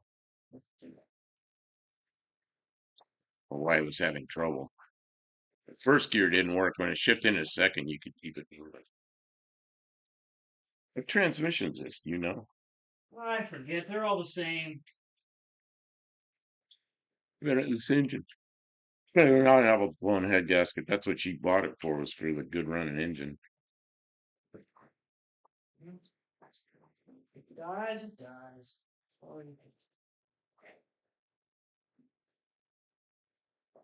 Well, I hate the fact that this is unibody. I didn't know that was a Oh, thing. I don't think it's a unibody. I think that thing comes off with the The cab. with the cab. I don't want to do that. Maybe the transmission is full of coolant. Yeah, that could be possible too. Man, I fixed so many. When I had my radiator shop, I fixed a lot of blown transcoolers and General Motors cars, late 70s. They come in on the car carrier, brand new. Heater core is leaking and transmission cooler is leaking. Brand new truck. I fixed so many of those. You'd see the transporter come in and there'd be coolant dripping out from the firewall of new pickup trucks. They'd take them in the shop and shit, half hour after probably a couple hours after the transporter's there. Here come the heater cores. Pontiac, Pontiac GMC dealer. Sawzall. Yeah, well, I think that whole thing comes off the frame. I think that's a separate frame. I just think those inner fenders are welded to the firewall and to the core support. Yeah, I'm still thinking about cutting it in half. Well, there's this Stray Bullet says use a Sawzall. Yeah, I'm thinking about it. Stray Bullet, don't treat me with a good time. It'll get noisy in here. Well, I still got motor mounts or body mounts on the In the front part. core supports. Yeah. Well, excuse me. Or plasma cutter. No, I don't use that because then we'll have Fire. fire. I got the plasma cutter though. That'd be fun. Yeah. It'd be fun. Yeah, you don't like that, do you? That's a lot of work dragging this thing out. It is fun. You get the fender off the other side too? Yeah, you did. I missed that.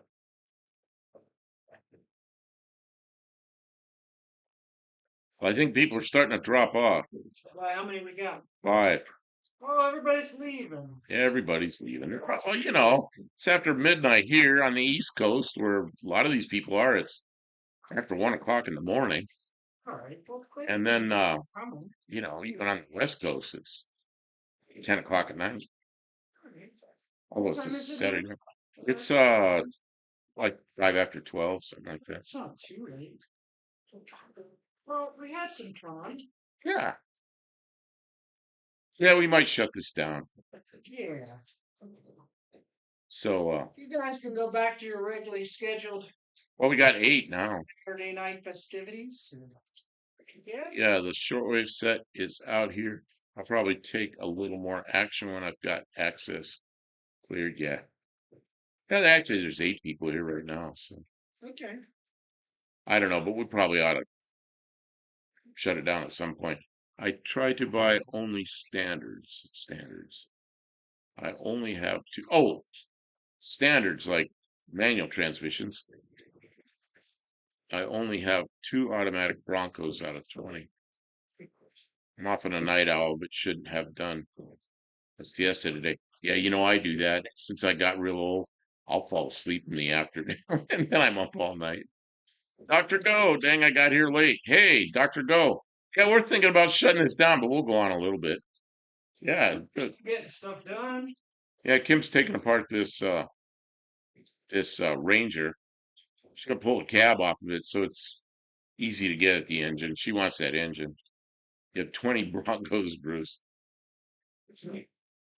Bruce doesn't really have 20 Broncos, does he? That's what he says. 2 of them have automatics out of 20. Great. Why were you so adamant about me putting that transmission in neutral when we were pushing this thing I around? was joking. That's just. Well, didn't know you were joking, and I put it in neutral for the drive, and then I'm thinking, wait a minute, there's no drive shaft on this. There's no drive shaft in this thing. Oh, that's funny. So what did you put it in? I said N. You said, what's N for? And I said nothing.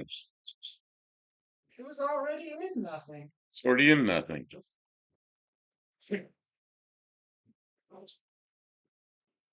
Well, it's got a shifter that works. Says something.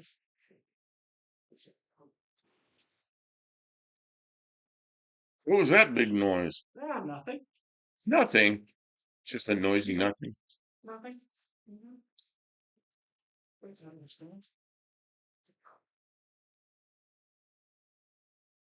Dr. Go, I do late night stuff. When I get some personal projects deadlines, I often work past midnight. We do that. We sleep too late and then we work too late. I am mad at myself for oversleeping the She past. overslept today, but so that's why we're up here doing a live tonight because she wanted to work on It's just too hot to do anything during the day, but now that we got the Ranger in here, we can work on it. pulling. She bought an air conditioner, pretty nice window air conditioner, scratch and dent, but it was new, and put it in last summer. Man, it knocks the humidity right down. It's pretty nice. Oh, would the engine come out easy enough without the core support in place? The core support, Come out easier without it, I'll tell you. core support looks like it's welded to those inner fenders, which is welded to the firewall. So she might uh, sawzall on that. I don't know. I'm real thinking about it. Or you're gonna have to lift that cab up really high. Yeah, forget that. You can't lift that cab this high. Only this ceiling's like 7 foot, like 9 or 10 inches. Yeah. Straight Bronco and Rangers. Yeah. I figure we'll just walk the cab back to where the bed is, so it's off of the way, and then I can unbolt the Then transmission from the motor without so what? crawling So underneath. you're gonna get rid of the core support then, so we can do that because we can't lift. You and I can't lift that cab that heavy. Think about it, because I don't know how else we're going to do this, and I don't know why anybody would care if we do. Yeah, who cares? Right. I mean, Till like 40 years from now, and somebody needs that part. oh yeah, 40 years from now, somebody will be like, "What?" Like, I don't know. Didn't feel like messing with it. I mean, but we can weld it back together. It's not like we're gonna destroy it. I learned that from Bad Chad. He said, if you make a mistake, it's metal. You make a mistake, just weld it back together and fix it. Well, That was pretty good. yeah. It's too hot to do anything outside here during the day. Yeah, I don't know. I don't mind the heat. See, I lived in Yuma, Arizona all those years. You know, as I used to say, it's 120 degrees. It'd be between 115 and 122 during the day normally, and summertime. And as long as you're in the shade, you drink a lot of water, you be okay. But then I come here and humidity's higher and it's a little uncomfortable. But 80 or 90 to me is pretty mild weather. It's just, and most people are really, really in trouble. It's pretty unpleasant. Pretty unpleasant. Although it's the humidity and that window air conditioner just it doesn't make it much cooler in here, but man, it knocks the humidity.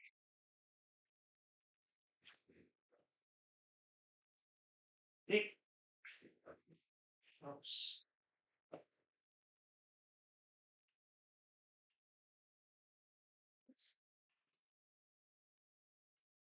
How are my shorts doing? I know it hit 1,000, but I don't know what it did after that. I guess I should feel good when I get 1,000 views on a short. Yeah. Yeah. Just like a couple hours. That's And the pretty short decent. tonight was showing rear end on this thing that got strapped in just enough so we could roll it into the shop. Some silliness. And it did get it into the shop. Okay. We got it. Oh, I will wear myself out. I will sleep good tonight. This. Oh, Tavo's in his shop. He says, yeah, I have signal down here. Well, cool. Bruce says, I have a few cars, but my buddy has 1,200 plus cars and some trucks. Wow. Does anyone just run a dehumidifier in those high humidity areas? Really? When I was a kid in South Dakota, my father ran a dehumidifier and he had to empty water out of it all the time. But the window units, that water that comes off, it blows it onto the condenser, and it evaporates off the condenser, and it actually makes it run a lot more efficient. So the a window air conditioner works really well as a dehumidifier. I don't know. I remember people running dehumidifiers like when I was a kid. That was when I say a kid, that was mid '60s when I remember that. Like 10 feet downstairs straight in combination with the. Okay, so you're running a dehumidifier down there, and it's got a real cold thing in there that just the water condenses on, goes into a bucket or into a thing, and you got to empty it out. I remember those things. Yeah, when I I was remember my father younger, running yeah, a. we always had a dehumidifier in the basement, and the basement was the best place to hang out because the dehumidifier made it really comfortable. Oh, yeah, I remember having dehumidifier in the summertime. In the wintertime, we had a humidifier because it got so dry. Well, yeah, they run it. Man, we lived in a house that was built in 1879 in South Dakota. It's in the mid 60s, and that thing, I don't think there was any insulation in it. And we used to get ice. We'd run the humidifier, try to make the air a little more breathable. My father didn't like the dryness, Yeah, and it'd make ice on the inside of the walls. yeah, The condensation would get on the walls and freeze. Yeah. Colorado Springs is 6,500 feet with 10% humidity, dry up here. Yep, I like that. So we run humidifier, especially in winter on the furnace. Very dry and hot here. Some people use swamp coolers. Swamp coolers will work where it's dry. The problem I have with swamp coolers, see, they ran one in a hangar in Arizona. Man, all our tools got rusty, and it wasn't good on the electronics. And I used to I'd get mad at them. Turn this thing off. You're destroying all our parts and our you get rust inside electronic parts and rusty tools. I had enough of this. And people go stand in front of them, trying to cool off. Ah, the two other hangars I worked in actually had real air conditioners. Where's that? Something in my way here. People would think I was crazy carrying trailer axles through the house to get in the basement. Yeah. Downstairs is a bit challenging to get an AC unit in, funky swinging windows, but semi-underground tends to modulate the temperature. Yeah, it probably does. oh yeah. You can't use one in a shop or garage. You can't use one. That would be a dehumidifier. No, swamp cooler. Oh, a swamp cooler, yeah. Swamp cooler is bad news in a shop because it just rusts everything. And what I do like about this air conditioner you bought is it knocks the humidity on, which probably saves us from a lot of rust. Well, yeah, and we fixed that leak that we were getting all that moisture into the garage. Oh, Tim fixed a leak in the back of the building, and then it started leaking again. And I don't know what she did. She went back there with a skid steer and did some more skid steering and made a trench to run water away from the building instead of in. And we haven't had any water in here since then, have we? No. Yeah, that's pretty good. The spring rains, though, they kind of come from a slightly different angle, so I'm not 100% convinced it's fixed, but I think so. And I put a new sill on that window. That window had a bad A new sill. sill, yeah, we used a piece of sheet metal that was an aft spar for a Titan tornado or some piece of poorly made aircraft part that I didn't use, and she made some kind of a sill out of it. Perfect, man.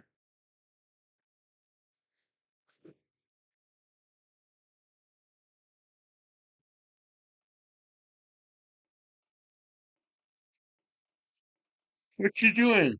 No. Trying to free up one of the transmission fluid lines. Oh, What? skid steering. Kim loves her skid steer. That is a good machine. Expensive. So get out though. A lot of work and time and money into that machine. And it's still not Yeah, she reliable. bought an old skid steer that had some problems, and she fixed most of them, but it's still kind of a. I don't know if I even fixed most, just enough to get it to go. Oh, Alan Drab says she expects to see the Uberhorn on a forklift. There you go. You know how many times I wanted a horn in an airplane? like you're landing and there's some stupid animal on the runway. No, I'm at. Man, it's like I wish I had a horn on an airplane. Just watch the deer scatter or whatever's on the runway. I used to land on a lot of runways that were like grass strips that were private fields, and deer would be out there late in the afternoon.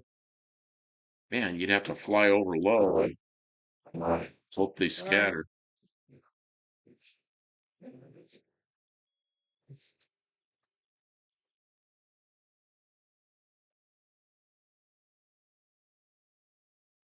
Stray bullet, everything I do on that tractor, I call tractor. After go, I need to spray down my cast heads with WD-40 and then get them out of the humidity to prevent rust starting. Yeah. Is that a Melrose skid steer? What's a Melrose? Is that a brand name? I'm not sure if what's It's a Melrose. it's a It's a case. it's a case. 1816 18, 1816 1816B case skid steer.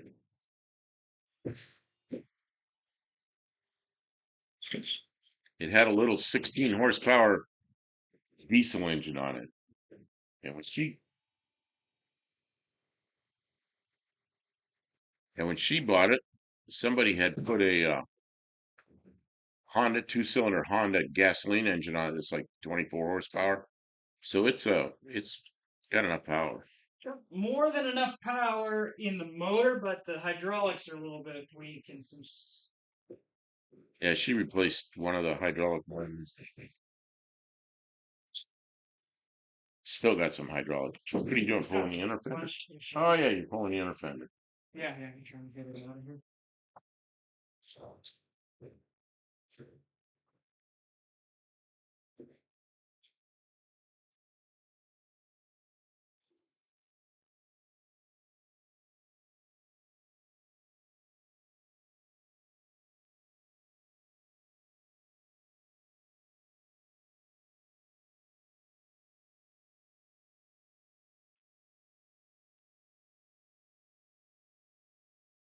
Anything, Dr. Go says, anything to save from breaking your back is worth working on. Yeah, There's as like long as you don't break your back working on it. just like dragging the rear end from in here out to the truck. Oh Just yeah, she put it in the bucket on the skid put it in the steer. bucket of skid steer. Took it out there. How far do I have to go? 30, 40 feet? Like, Melrose before Bobcat bought them out. Yeah, we don't have a Bobcat. It's not a Bobcat brand. Okay, I didn't know that. And but it looks a lot like the same kind of deal as a Bobcat, except we got to build a cage around it. She's running around no cage on it, so I'm nervous as hell. yeah, because We they got had to. it, they were using it, they bought it and used it I wonder why they took the cage off it. because it was in a barn. Oh, and they They needed it switched. low enough it didn't fit in the barn with the cage on it, and then they lost the cage. Well, they just disregarded the cage and then got it. So send it with probably still sitting in the weeds someplace at the farm where it came from. Yeah, so we're like halfway finished building the cage. We're gonna finish that. Flip the cab over backwards. Yeah, we're thinking about that. She's gonna probably cut this stuff off the front, and then we'll just pick the cab up and move it. I don't think we'll flip it. I think we'll just like scoot it back onto the. There's no bed, so we'll just scoot it back on the frame. I think. I don't know. Whatever happens, I don't think it's matters. As long as it makes it easy to get the engine out.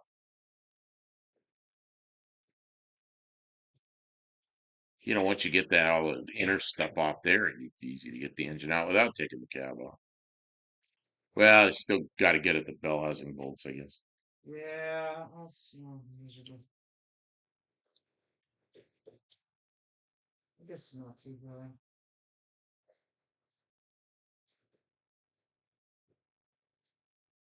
Oh, I'm looking at that thing over there, a control system for an airplane I was building that never got finished. The guy I was working for got killed in another airplane. Yeah, jeez. So I got this control system sitting there. It was kind of weird. Y'all know what what do they call those things? A wave runner? It's like a dirt bike, and you sit on it. It's like a little boat goes through the water.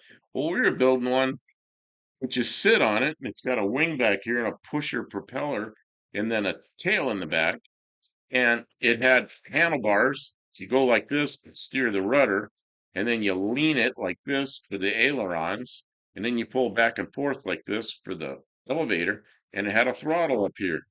And we were well into building that thing, but it just never got finished. And I'm looking over there, and some of the stuff you unburied, Kim, there it is. There's that control system sitting there. Move it out of the way. There it is. Yeah.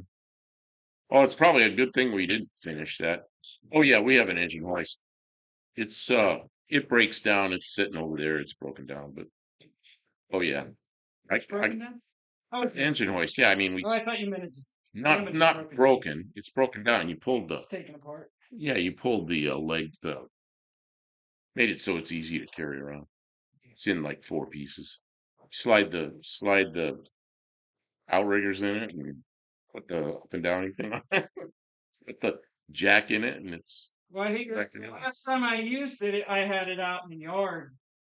I had to break it down to bring it in back in. You know, I probably was gonna fly that thing, but it's like, uh, it's probably a good thing I didn't. That thing's probably dangerous as hell. The guy wanted it. The problem with that thing is it probably go to 10,000 feet or something. He wanted a ground effects machine that he could fly around the lake, like just off the water and pull skiers and stuff. And, you know, I guess then if you crash in the water, you go into the water, but I don't know. This sounds, uh, oh yeah, a wet bike. A wet bike was it was kind of like skis. This had a this had a float on the bottom, a thing called a full lotus float, which is a big inflatable. Has 8 internal bladders in it, so it had a float on the bottom of it. We're at Pontiac Lake up in Pennsylvania. Well, I know Connie. Yeah, you live kind of close to there, but that's where I learned to fly off the water, and got my I don't know, rating, or it's not really a rating; it's a sign off. And I flew off the water, but I'm not a water person. I don't really like being out on the lake. It's just really, it's not something I'm real comfortable with because I haven't spent a lot of time out on the lake. And then I'm out there with an airplane.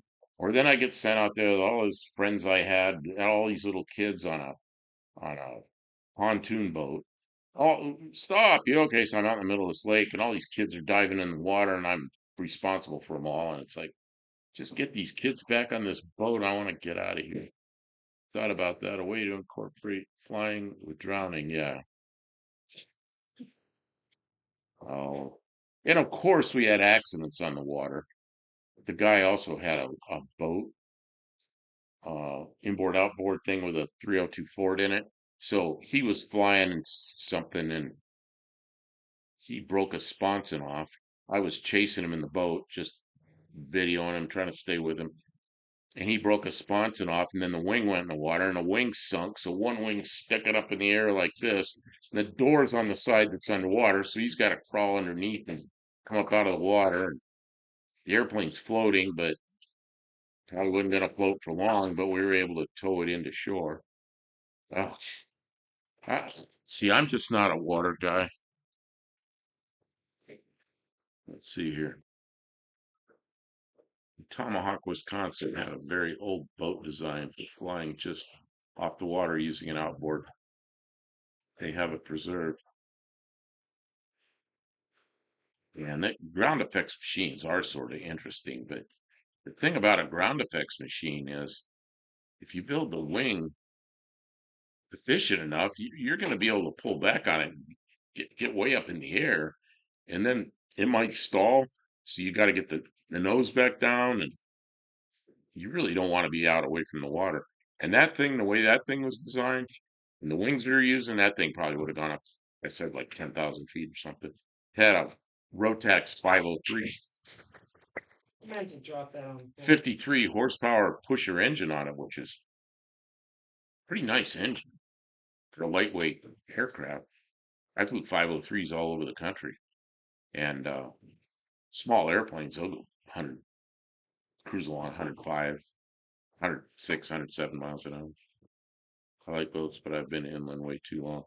Yeah, I just Actually, I was kind of glad to get away from that job because I didn't want to be on the water anymore. There's also a gyrocopter made into a small aluminum fishing boat that was towed behind another boat, and it would fly many. Oh, okay, so it was a gyro glider like thing that didn't have an engine. They towed it. I've seen those towed behind cars for trainers. That's dangerous, man. Um, Keelboat gliders were very popular in the 30s. See, I don't even know what that is. Oh, oh, and this guy I worked for, he was towing his wife behind a. They had this height like thing. He'd tow her, or she'd tow him from the little boat that had the 302 port in it.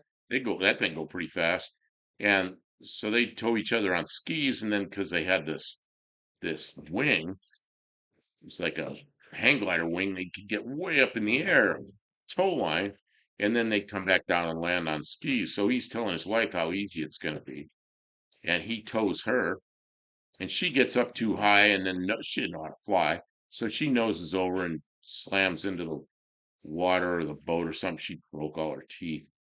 Oh man, it's like I don't want to be part of this.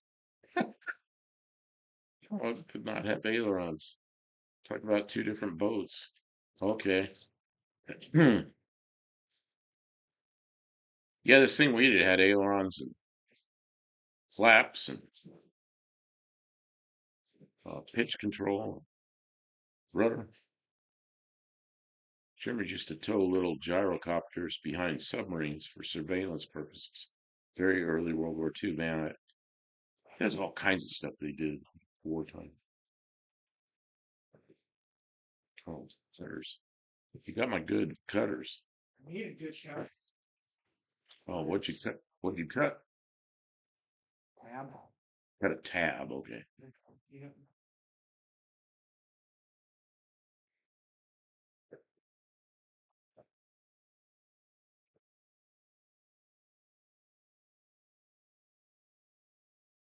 Kim, what'd you get out of the garden today?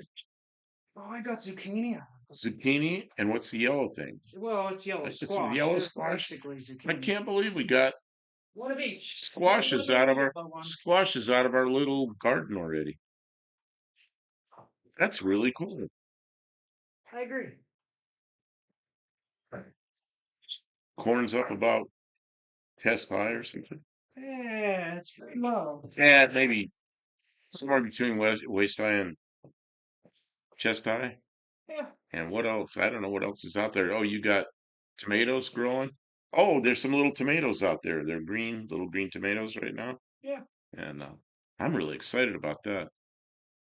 Oh, yeah, we're gonna have tomatoes for sure. Pilot would just get cut loose if the submarine had to dive to avoid attack. Oh yeah, just leave the gyrocopter and the pilot out there in the water. Oh man, those recent ski kites were dangerous and did not glide like modern gliders used in water ski shows. They tow high and then release the line and safely glide down. Yeah, this thing this guy had was a oh, what did they call those triangular gliders? Oh, there's a name for those. Those hang gliders that are triangular. Regala. There's a regala like glider kite thing. We were doing this in the 90s. That was like, when was I there? 94, 95. I meant old ski kites. What did you say? Oh, recent old ski kite. Okay.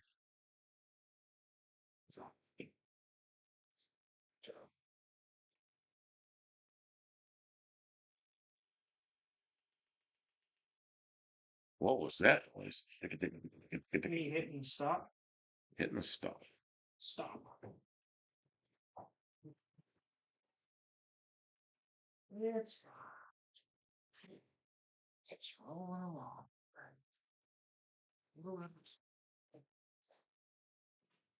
Is that a pool cue up there? You must have brought a pool cue with you. You know what? No, we found it in one of the bins when we were working.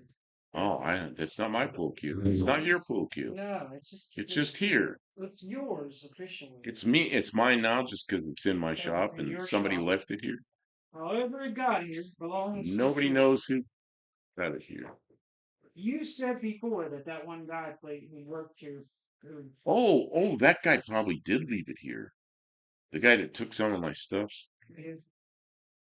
Took my chain fall. A chain fall. He was the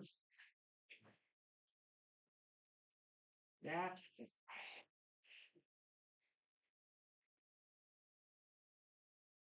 I'd have gardens in the summer up here. Get hailstorms. Oh yeah. That's not good. You know, my youngest son bought a new SUV, 2024 Hyundai. What are those things called? Tiburon. Oh, they're big SUV. Really nice family car. So, Somebody look that up because I remember we struggled with this last. yeah, there's two of them. There's a Hyundai and there's a Kia, and they're the same body, but they're different. And one of them's called Avante or something. nah, I can't think of what it is. Anyway, they had like a couple of nah, bigger than a Tucson. It's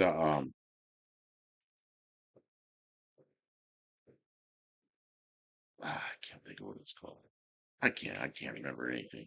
Anyway, they had it like a week, and a big old hailstorm beat the shit out of the hood and the top, and he's already insurance is going to cover it, but it's already got to go to a body shop, get a new top put on it. It's like holy crap! Brand new SUV. Boating and skiing is my thing. I've done more of that than car stuff. This is Dr. Go. But I'm trying hard to learn about cars. I built a tiny race boat in woodshop in high school. We'd go 50 miles an hour with a 20 horsepower. Wow, I mean that's something. See, I'm not real comfortable in boats. When I was I was probably in my 20s. I was in my 20s. Had a friend that had a hydro with a Hemi in it and just crazy boat. And we went out in that thing and went 90 miles an hour. And I have my glasses on. And I'm sitting next to him, and it's got sponsons out here going, but I'm just hanging on. And his girlfriend's sitting between us.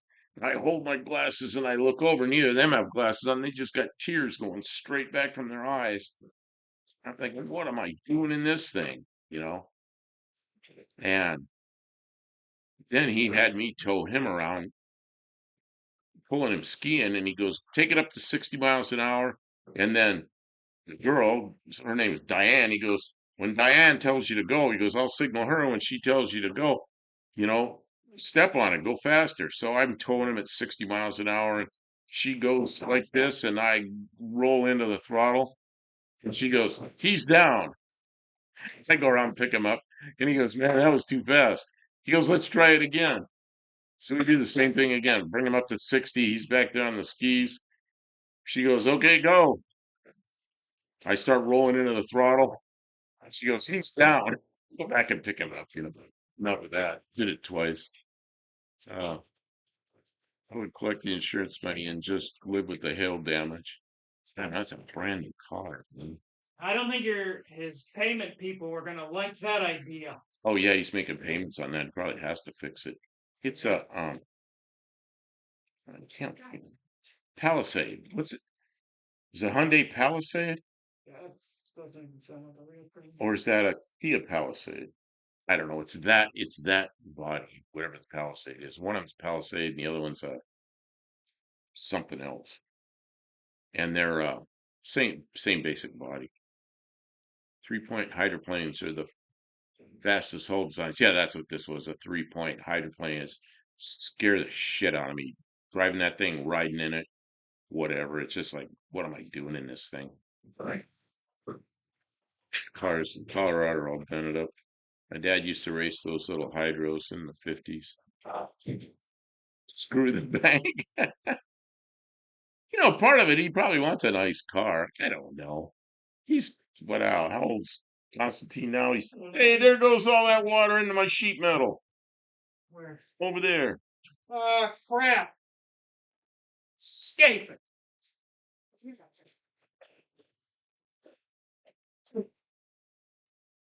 Yeah, I don't want that. I don't want that 2024 aluminum in that liquid. It looks like you got it out of liquid, but you dumped a bunch of other shit over. What else you dump over? A shop vac. I don't think you can hurt the shop vac. I'll grab my little Z car in Texas had some hail damage. I probably have fixed it eventually, but character in that case.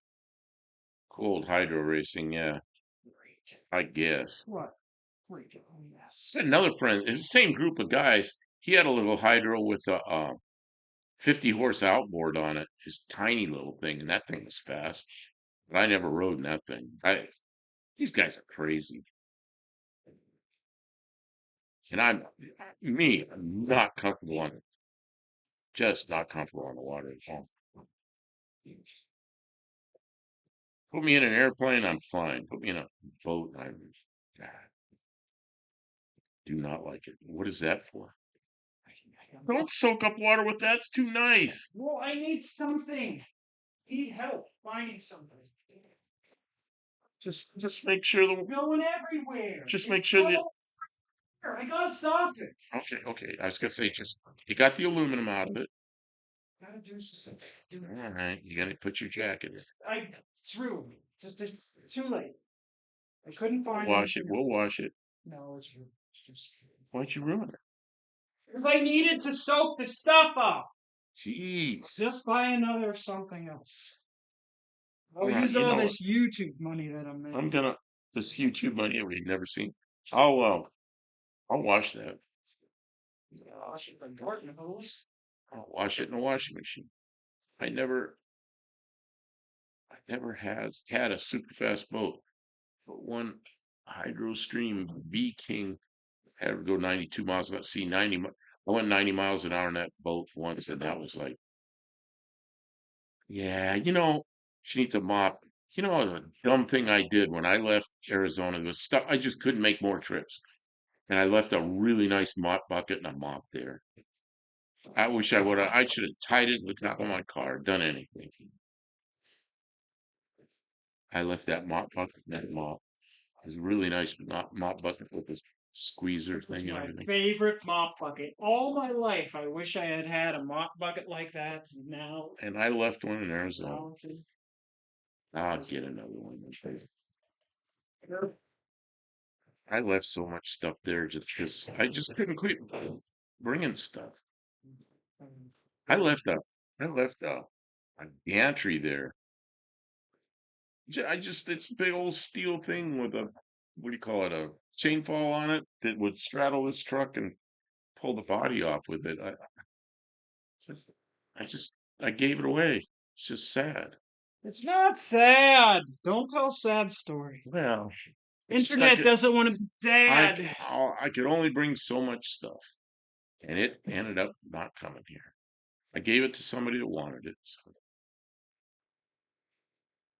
I didn't know a guy who built Hemis and such for race boats. Yeah, that Hydro had a early Hemi in it.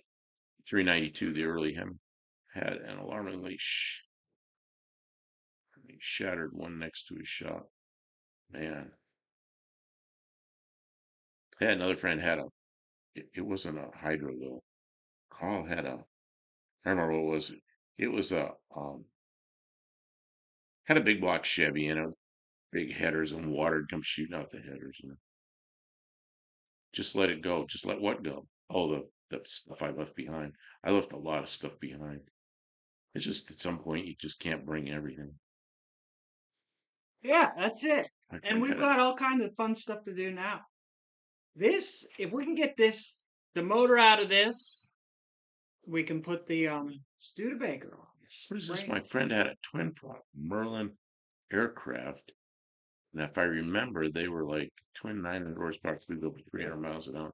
Small charter service plane of about 7 or 8 passengers. I don't know what that is. I don't know what that is. Oh yeah, it was a flat bottom. That one he had was a flat bottom. It had a big block Chevy in it. He was a complete total Chrysler guy. but he had that boat with a big block Chevy. A friend of mine kept saying, you know, Carl, that's the most expensive vehicle you have. And he goes, no, it isn't. No, it isn't. I only paid, say how much he paid for it. He goes, yeah, it is. How many times have you had it on the lake? He goes, 4 times. He does his division, 4 times whatever, divided whatever he paid for it. And he goes, that's what it cost you for that boat for each time you had it on the lake. Oh, yeah. Wonder what that makes most expensive here. Uh, Everything that hasn't been off the property yet is the most expensive. You see, I don't know how all these different boats handle or anything. I do know a little about the hydros because I drove one. You got to be really careful with those things. They're, yeah, not where I belong.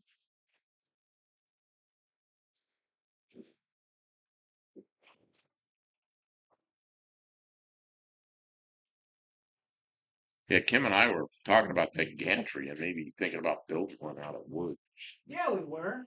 That Kim looks like she is moving around better. That procedure must have helped. Yeah, Kim, how was your neck? for a couple days. It helped for a couple of Today days. I'm hurting. I'm hurting, but She's it's a always point in hurting. life where you just do it in any ways. I have lots of practice in doing things even though it hurts. I lived with broken neck for many years. It hurt a lot. I might they kind of don't understand why I didn't die. So I didn't want to refuse. I'm not in the mood to die. Die another day. James Bond. I will die when I'm damn good and ready. Oh yeah, for cranky old Zamponi guy, he was really willing to teach about lard, and I don't know what that is. Freak out another 1,000, yeah. Um, Zamboni, isn't the Zamboni that thing that goes on the ice? I thought that was the ice thing, yeah. Maybe it's that guy probably who made the Zamboni probably did other things in life. Probably not the only thing he ever did.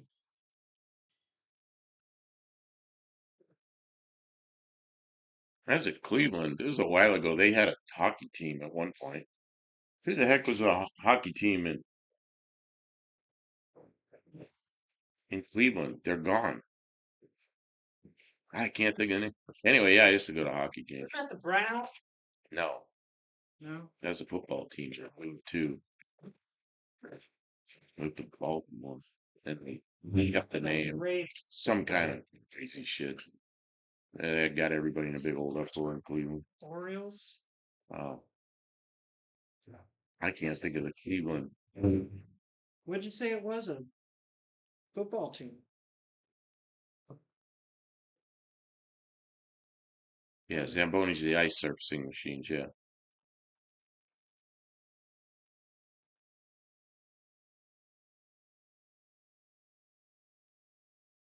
Yeah, I can't think of the hockey team that was in Cleveland. Cleveland had a hockey team? That's what everybody says to me. But yeah, they did.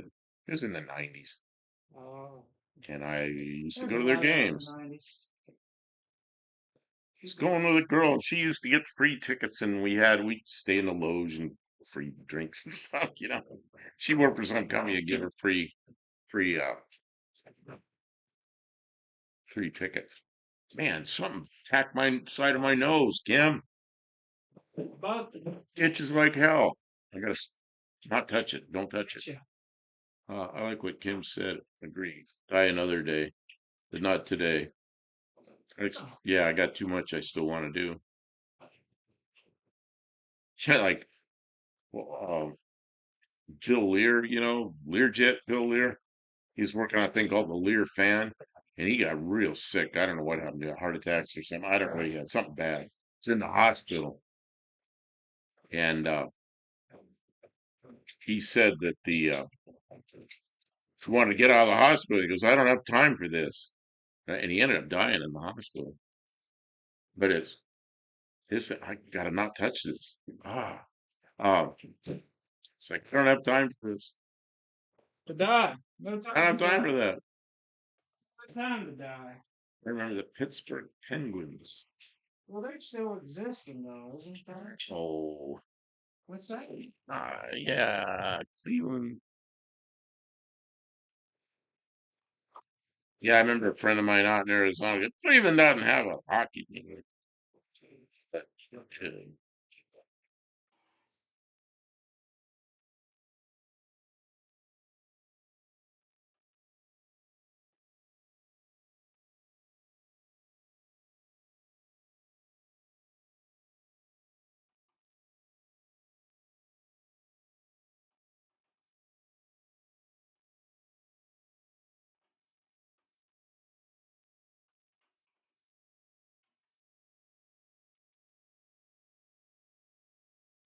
Now they say it's the Cleveland Monsters.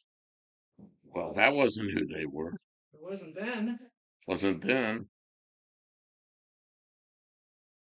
Changed it. They wouldn't do buy another team. They got it in the next. They got it back in the next expansion. What a racket that is.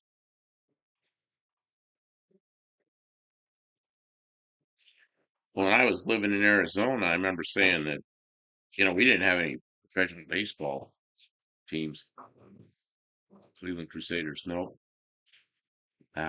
Something from the 90s, early to mid 90s. Uh, but I always said that we needed a baseball team, and shit, while I was there, here come the the Diamondbacks. They ended up going to the series. That was really a good. Yeah, it was a minor league. It was a Cleveland minor league team. So I got to hit the hay. This is Dr. Go. I got to hit the hay. Thank you for the live chat, guys. Being here, Dr. Go! Can you hear her? We appreciate you. Monarch, you guys are my number one nationals. You guys are my no-name nationals inspiration. Well, good. I hope to meet you there at No Name Nationals. The first 2 years I went, I I just went for fun, and now I've got enough That's not subs. true. The first year you went to see me. I met Kim at the first year, like Bush League You baseball. thought you were going to hook up with cute, some incredibly attractive young woman. Have her come and move in with. Man, Got a sports team train in Arizona during. Yeah, they do. sorry about She that came noise, through. everybody. She's making noise again. It's probably shutting the mic off. So,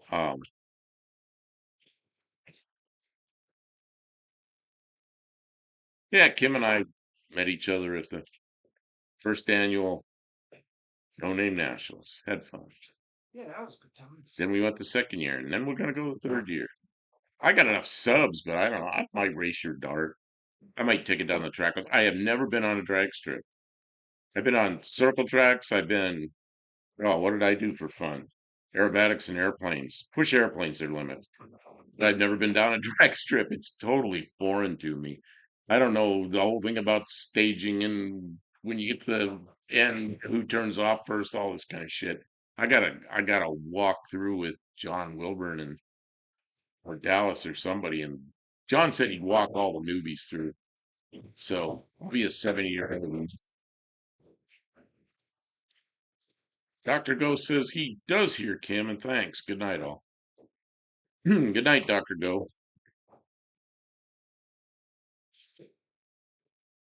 What? Oh, you were unscrewing something that fell off. We do this. I heard it. It's a nice long bar. It shouldn't be too hard for you to turn. Oh, you want me to turn that? Yeah, because I gotta hold something down here so it doesn't twist enough. Say when. Go. Ooh. Ooh. You know what it's doing? Getting tighter? It's getting tighter, and I can feel it twisting at the extension. It's torsionally bending the extension. Pull from over. Can you pull that way from over there? This. Okay, I got it now. I got it now. Ooh. Oh, it's getting much All tighter. right, then bring it back. Want to unscrew it? I don't know if I want.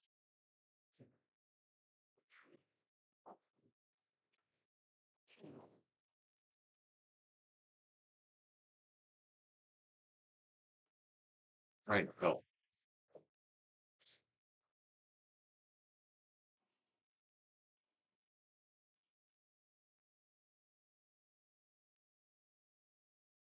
Go ahead and see for That way? But yeah, Okay, it's, let go. the bullet free back up. Go ahead. Is it moving again? You ever have a bolt feel like it's gonna twist off? Yeah. It kind of has that feel. I know, that's why I'm trying to get it back to where it's not locked up so I can get some more lubricant. Oh, all of a sudden it loosened up. Yeah, I gotta get some more lubricant on that. Okay, so now you put lubricant on it or something. Thank you. Okay, can I let go of that? Yep. Okay. Ooh, that bolt felt like it was gonna twist off. I raced. Okay, let's see here. Let's see. I'm going back here. Exactly what is No Name Nationals?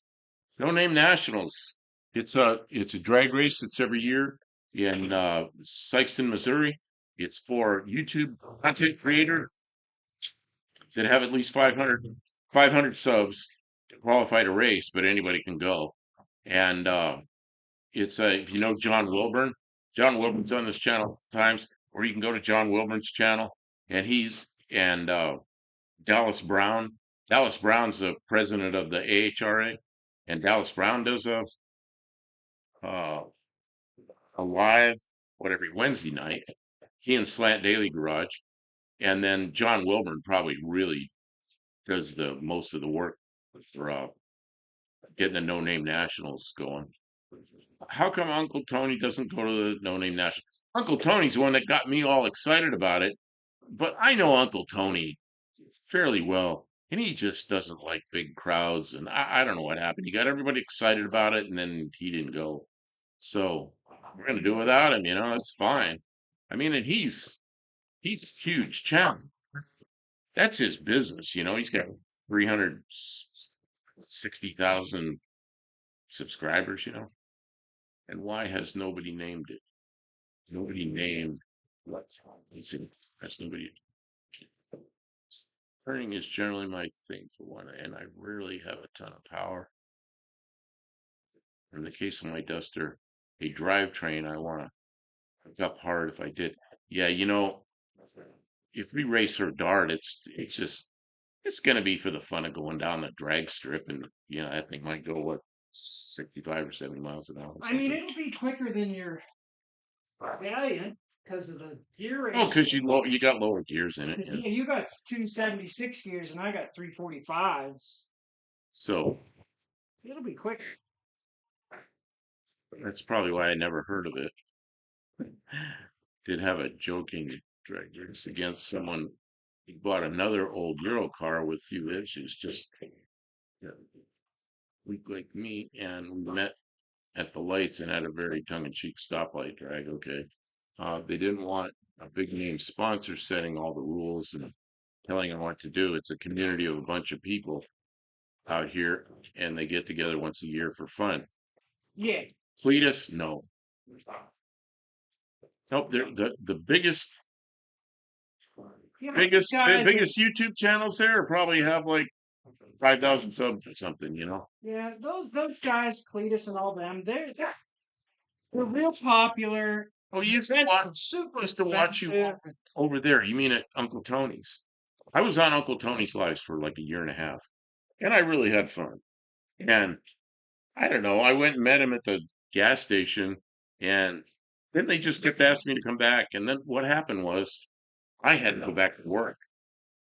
And I thought I was going to go back to work for like 30 days or something. It ended up being 2 years. So I ended up, Uncle Tony 2 years later, he's doing something else by then.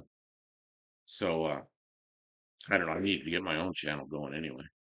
Yeah. So, but Uncle Tony he's a good guy to me. He's great. He's just, but it's a business. Speeder is a huge and fully occupied. Yeah. Yep. So, yeah. Uncle Tony's all right. He's just not a big crowd kind of guy. He did go to, he took the 67 Charger, that black one. He really finished that thing and took it to the power tour at Nashville. He just went to Nashville and spent a day there. And they did a lot of video work there. I don't know all what they did. That's classified mission. Yeah, you know where I ended up? I ended up in Maryland working on a project. Yeah, working on an aircraft project. It was supposed to be short term and ended up being a whole big old ground up project. Went somewhere else, built all the stuff, went to Oregon to do flight testing, but then they didn't do the flight testing there because the weather was so bad. Then they ended up taking Arizona and did the flight testing there. And then I've been back a couple of times to short term stuff to get certify some new technicians. So I don't know, maybe I won't ever be going back. I don't know. So there probably won't be a bunch of $500,000. No, what's there is there's a couple of fast cars. There's probably a handful of fast cars like Dallas Brown. Yeah, He's the head of the AHRA. He's got a Thunderbird that's pretty quick. and then Spring Fast. Nelson, you know who the Nelsons are. Andrew Nelson and what's the rest of them? Yeah, They're yeah, the ones that had that car stolen. yeah. It's Calvin Nivlac 57. Go and look at Nivlac 57 channel, and they have fast cars that are there. And oh, let's see what else. The guy from Cope Racing Transmission. Hope Racing Transmissions has a truck, Ford truck with a late model Hemi he brings. It's pretty quick. Hell yeah. And then, oh, who else is there? Slant Daily Garage. Yeah. He's bringing something that's There's pretty quick. But most of the cars there are they're they're not big time not there sponsored 'cause big they're the dollar fastest cars. car. They're there because They built them themselves and they're good people. they're just fun people to hang out. There's no fights, no drunk. It's not too expensive. No fights, no drunks, not expensive.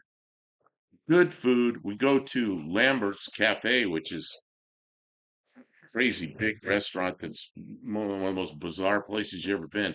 One of the most fun places you ever been. And we do that on Thursday night. And then the racing is, well, Thursday is um, tech uh, tech day for technical inspections set up.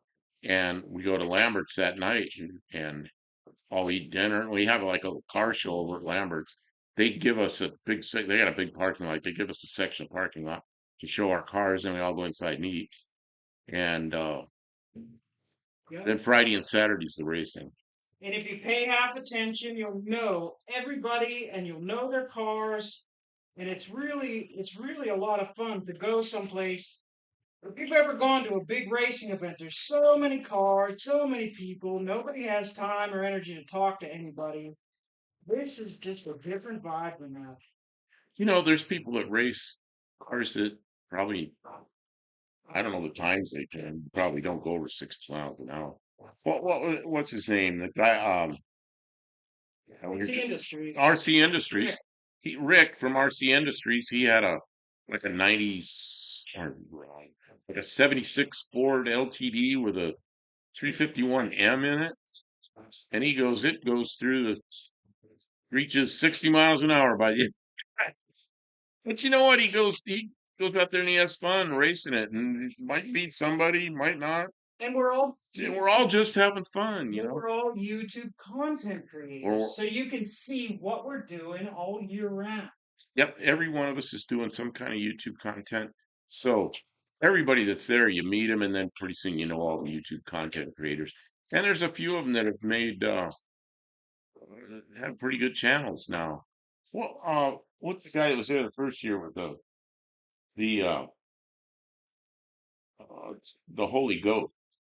Oh, Pole Barn Garage. Pole Barn Garage. His got to meet Dalton. Yeah, Dalton Pole Barn Garage. He's there with his brother and his yeah, his channel really took off.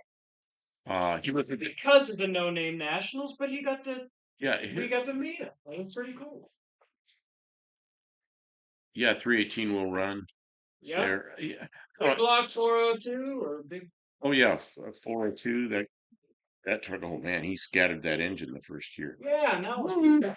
Uh, And then who's the guy? Scott's speed shop. Scott's Speed Shop. Yeah, he's got the blue Charger. He missed. And then we had burnout contest. Oh, the burnout contest is second to none. Him, and they also run the mini bikes. So him, That was my thing the first year. took her mini bike, and she set it up for to do burnouts.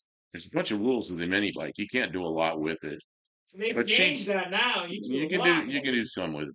But she won the burnout contest in the yep. It's not automotive related channels, I suppose. It's not bringing 65-mile-an-hour cars. Oh no, there's the 65-mile-an-hour cars. There's some of those, but there's also some like Nivlac. Shit, they're probably going 140 Yeah, I mean, or 50 by the end of the and Dallas Browns, he's turning the low sixes, and Slant Daly's going to be in the fives. I mean, those are some fast cars. So they're there. There you go. Look But at the that. thing is, anybody can go and anybody can race. I You just found that under found this. the course sport.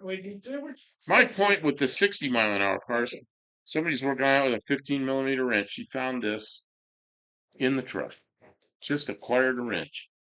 So my point with the 60-mile-an-hour cars is that if you're there with something like that, you don't get thrown out. You go race anyway.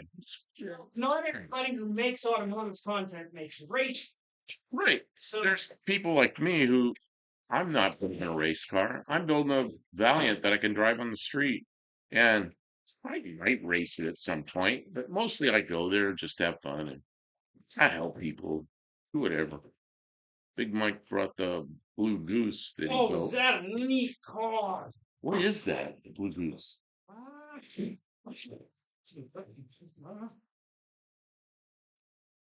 Somebody knows and shout. And then who was it had the Pinto with the Pinto wagon with the LS engine in it? That thing was fast. Oh, and who's the guy that came with the Geo Metro who put a turbocharged Buick V6 in the back? Yeah, I mean, there's just Oh my God, that thing was fast. That thing was really fast. Mention all the notable people. It's just everybody is somebody. And they're all YouTube content creators, so it's like It's a lot of fun. pretty soon you know them all. And everybody kind of follows everybody. Well, not everybody, but I mean, we're all pretty supportive of each other. Yep. I was wrong. This ain't Rack and Pinion. This is a steering box. JMJ. JMJ. Who's JMJ?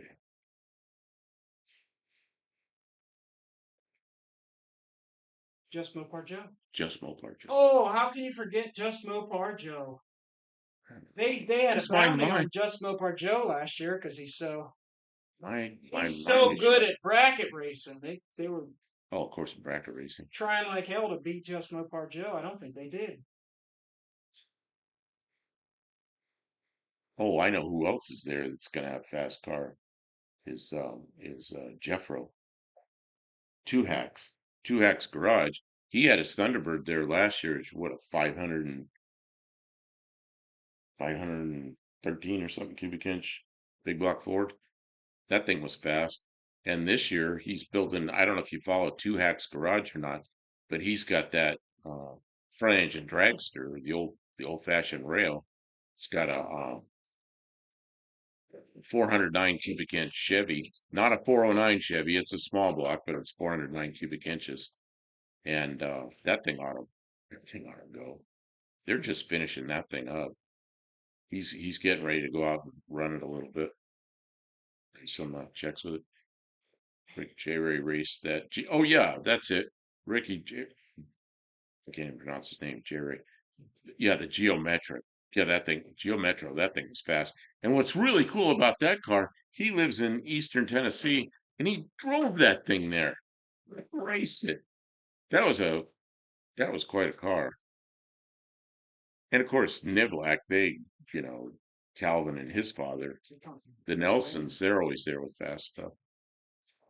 But like you said, there's no $1 million sponsorship. It's just what people build. And John Wilburn, he runs the event. He does that whole 500 subscriber thing. They in order to participate, got to have 500 subscribers, but they want people to be able to participate. So they do a whole year-long thing where they help people try and get to 500 subscribers if they want to make YouTube content and participate in the event. And there's quite a bit of bracket racing. Hmm? Says bracket racing is popular if you don't want to try to outspend everyone. Exactly. Yeah, there's bracket racing, of course. Yeah. But they do have the 2810-5, which is fast. If you like fast cars, there's some fast cars. If you like bracket race, there's some for everybody. There's a lot of stuff going on. It's meant to be fun, not to be. So, yeah, all of you come to No Name Nationals. One benefit at this Tavo. One benefit to No Name National is the cross-channel exposure. Your channel promotes someone else's and theirs promotes yours. Yeah, there's how many people you think are in the No Name National crowd? Content creators. Quite a few. That Rainer just keeps on giving. I think there's about 100. Oh, it gave us a horn and then gave us a 15mm wrench. Well, there you go. So Bruce calls it this. This alternator looks good. It's got a good alternator. Air conditioning unit might work. I don't know. You're in California. Well, you know what? The first year of No Name Nationals, I was in Pendleton, Oregon, and I drove here to Tennessee, took a shower, got a couple hours sleep, grabbed some more clothes, and I took off to Missouri, which is the other direction. And I did that in 3 days. Drove straight through from Oregon to here, and then just did it. And I only have 0 subscribers. Yeah, I had when the first year I had 0 subscribers. I went as I paid for the uh what do you call it? Not the participants, Kim, help me. Entrant, Yeah, well, observer. yeah, that word I can't think of. I can't think of it either. Darn it. Yeah, you don't. There's Spectator. you buy a spectator ticket, which is less money. It's not much at all for a spectator ticket. And I just bought a spectator ticket, 2 days of spectators, and I hung out there and met Kim and met everybody. By the time I left there, it's like I felt like I knew the whole crowd, you know.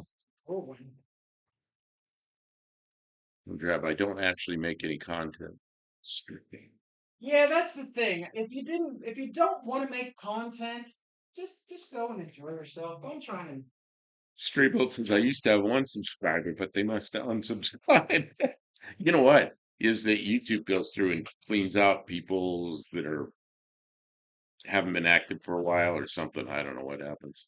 But, like I said, I had no subscribers and just went for the fun of it.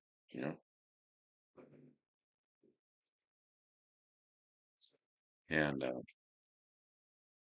I used to go to all the air shows and everything, show off airplanes, uh, all this kind of stuff. And No Name Nationals is the event is more fun than any of the other all of their shows I went to and all the events I used to go to. But Because it's just a bunch of people you know from doesn't count because I'm there. doesn't count. Yeah, because I was not at the air shows. Oh, it was never gonna be near as. Never going to be near as good because you weren't at the air shows. Yeah. I didn't even know about you when I was at the air I know, shows. but looking back, there's no way it could compare. All right, I'm sorry, and it was supposed to be a little funny, but now it just sounds like I'm ego tripping. Yeah. Might be why I appear to have 17. Who knows why? Well, you're on a lot of lives, so people go and look you up and they subscribe, hoping you'll make some content.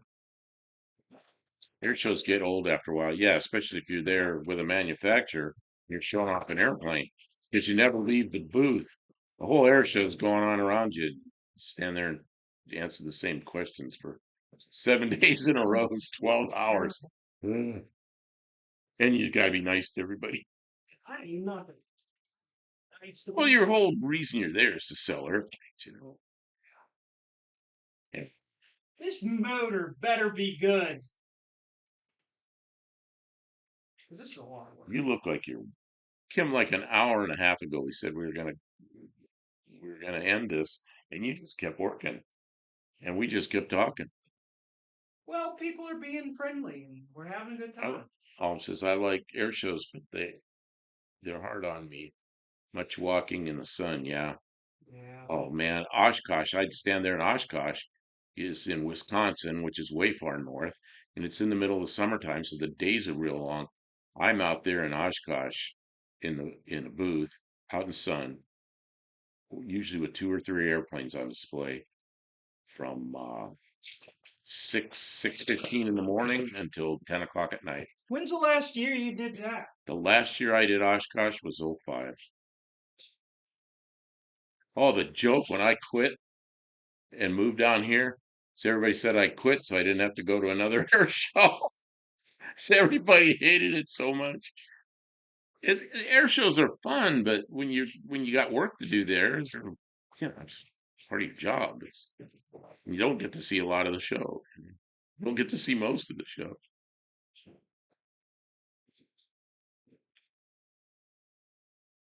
Yeah, you get there and see all the cars and you know who the people are. I had a great time as a spectator. Okay, so you were there. And See, you get to talk to the people that, like, it's not like a regular race where you don't get to talk to people. You go to NASCAR, you don't get to talk to NASCAR drivers. Kim will have the entire truck stripped down by sunup. I don't think so. Not.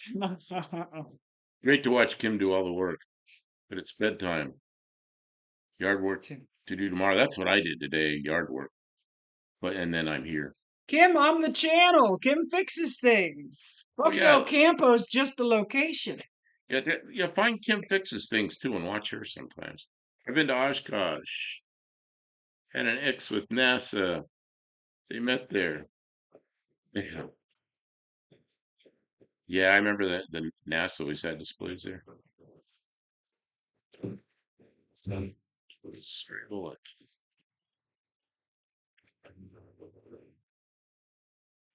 Oh, Yeah, you're sitting down. Take no, take a red. I'm running out of steam. She's running out of steam. You're where nobody can see you. Good, because I look like hell. You look like hell. You look like you've got a little greasy business on you. You don't look like hell. I just wiped myself off, finally.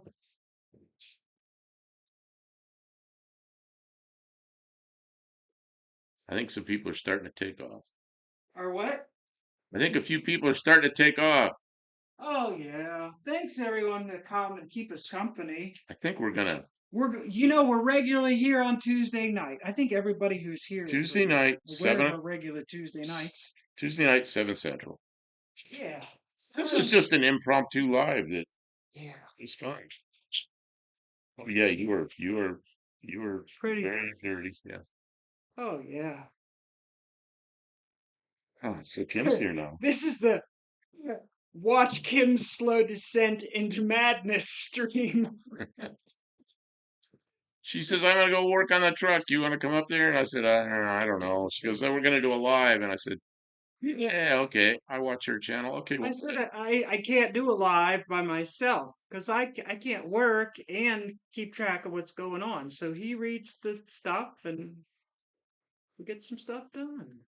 I've never been to Oshkosh. Hopefully before I die. You know, Oshkosh is a fun day. If you go there and you're not with a company where you got to stay planted one spot and you get to walk around and see the air show, it's a lot of fun. And if you fly in, just be darn careful. I've flown in there before and it's a beehive. A lot of airplanes, you know. Maybe it's Valvoline. It's an outline. Oh, what was that? That Nothing. didn't sound good. There's a minute. It's fun. It sounded like something broke. Yeah, it's just me. Classic junk parts over there. What do you think? Should we call it? Yeah, it's what is it? 11:18. You guys have been good 1:18. sports, 1:18. but I'm whooped. Well, there's people in here that I know are there on the Eastern time zone. And of course, Tavo's in the middle of the day. He's like, where is he? Like down that way somewhere? It's on the other side of the planet. Yeah, And so I know the he's busy people are on. working. He's not answering. So He's watching. the people on the East Coast, it's what 2:18 in the morning, 2:20. Well, they're moving on. Let's. Oh yeah, getting stuck there for a week flying in. Oh, you can leave during the show, but yeah, Oh, there's times during the day you can't leave. good, Bruce. There wasn't anything else on. Nobody else streams late on a Saturday night, so we did good. Thanks everyone for Yeah, being this here. was fun. We'll do this again. We'll definitely see you on Tuesday. So sleep well. And I have a question. okay, That one bolt last. I was helping you with, it felt it was gonna twist off and break. Yeah, What happened? I took it out. It's been Oh, out for a while. oh yeah, but I just thought you didn't call me back, so I didn't know what happened. No, I finished it up on my own. Thank you for your help, though. Yeah, you know what? That's why we decided to work it late into the evening because I was up till dawn today. I couldn't sleep. So this wore me out. I'm gonna take my shower, try and get this grease off from underneath my fingernails. 2 showers. 2 showers in the It's same a day. 2 shower. Tavo, guess I'll see you Wednesday. Wednesday? Oh yeah, Yeah, Wednesday for because you. he's in the wrong We're day. not even in the same day.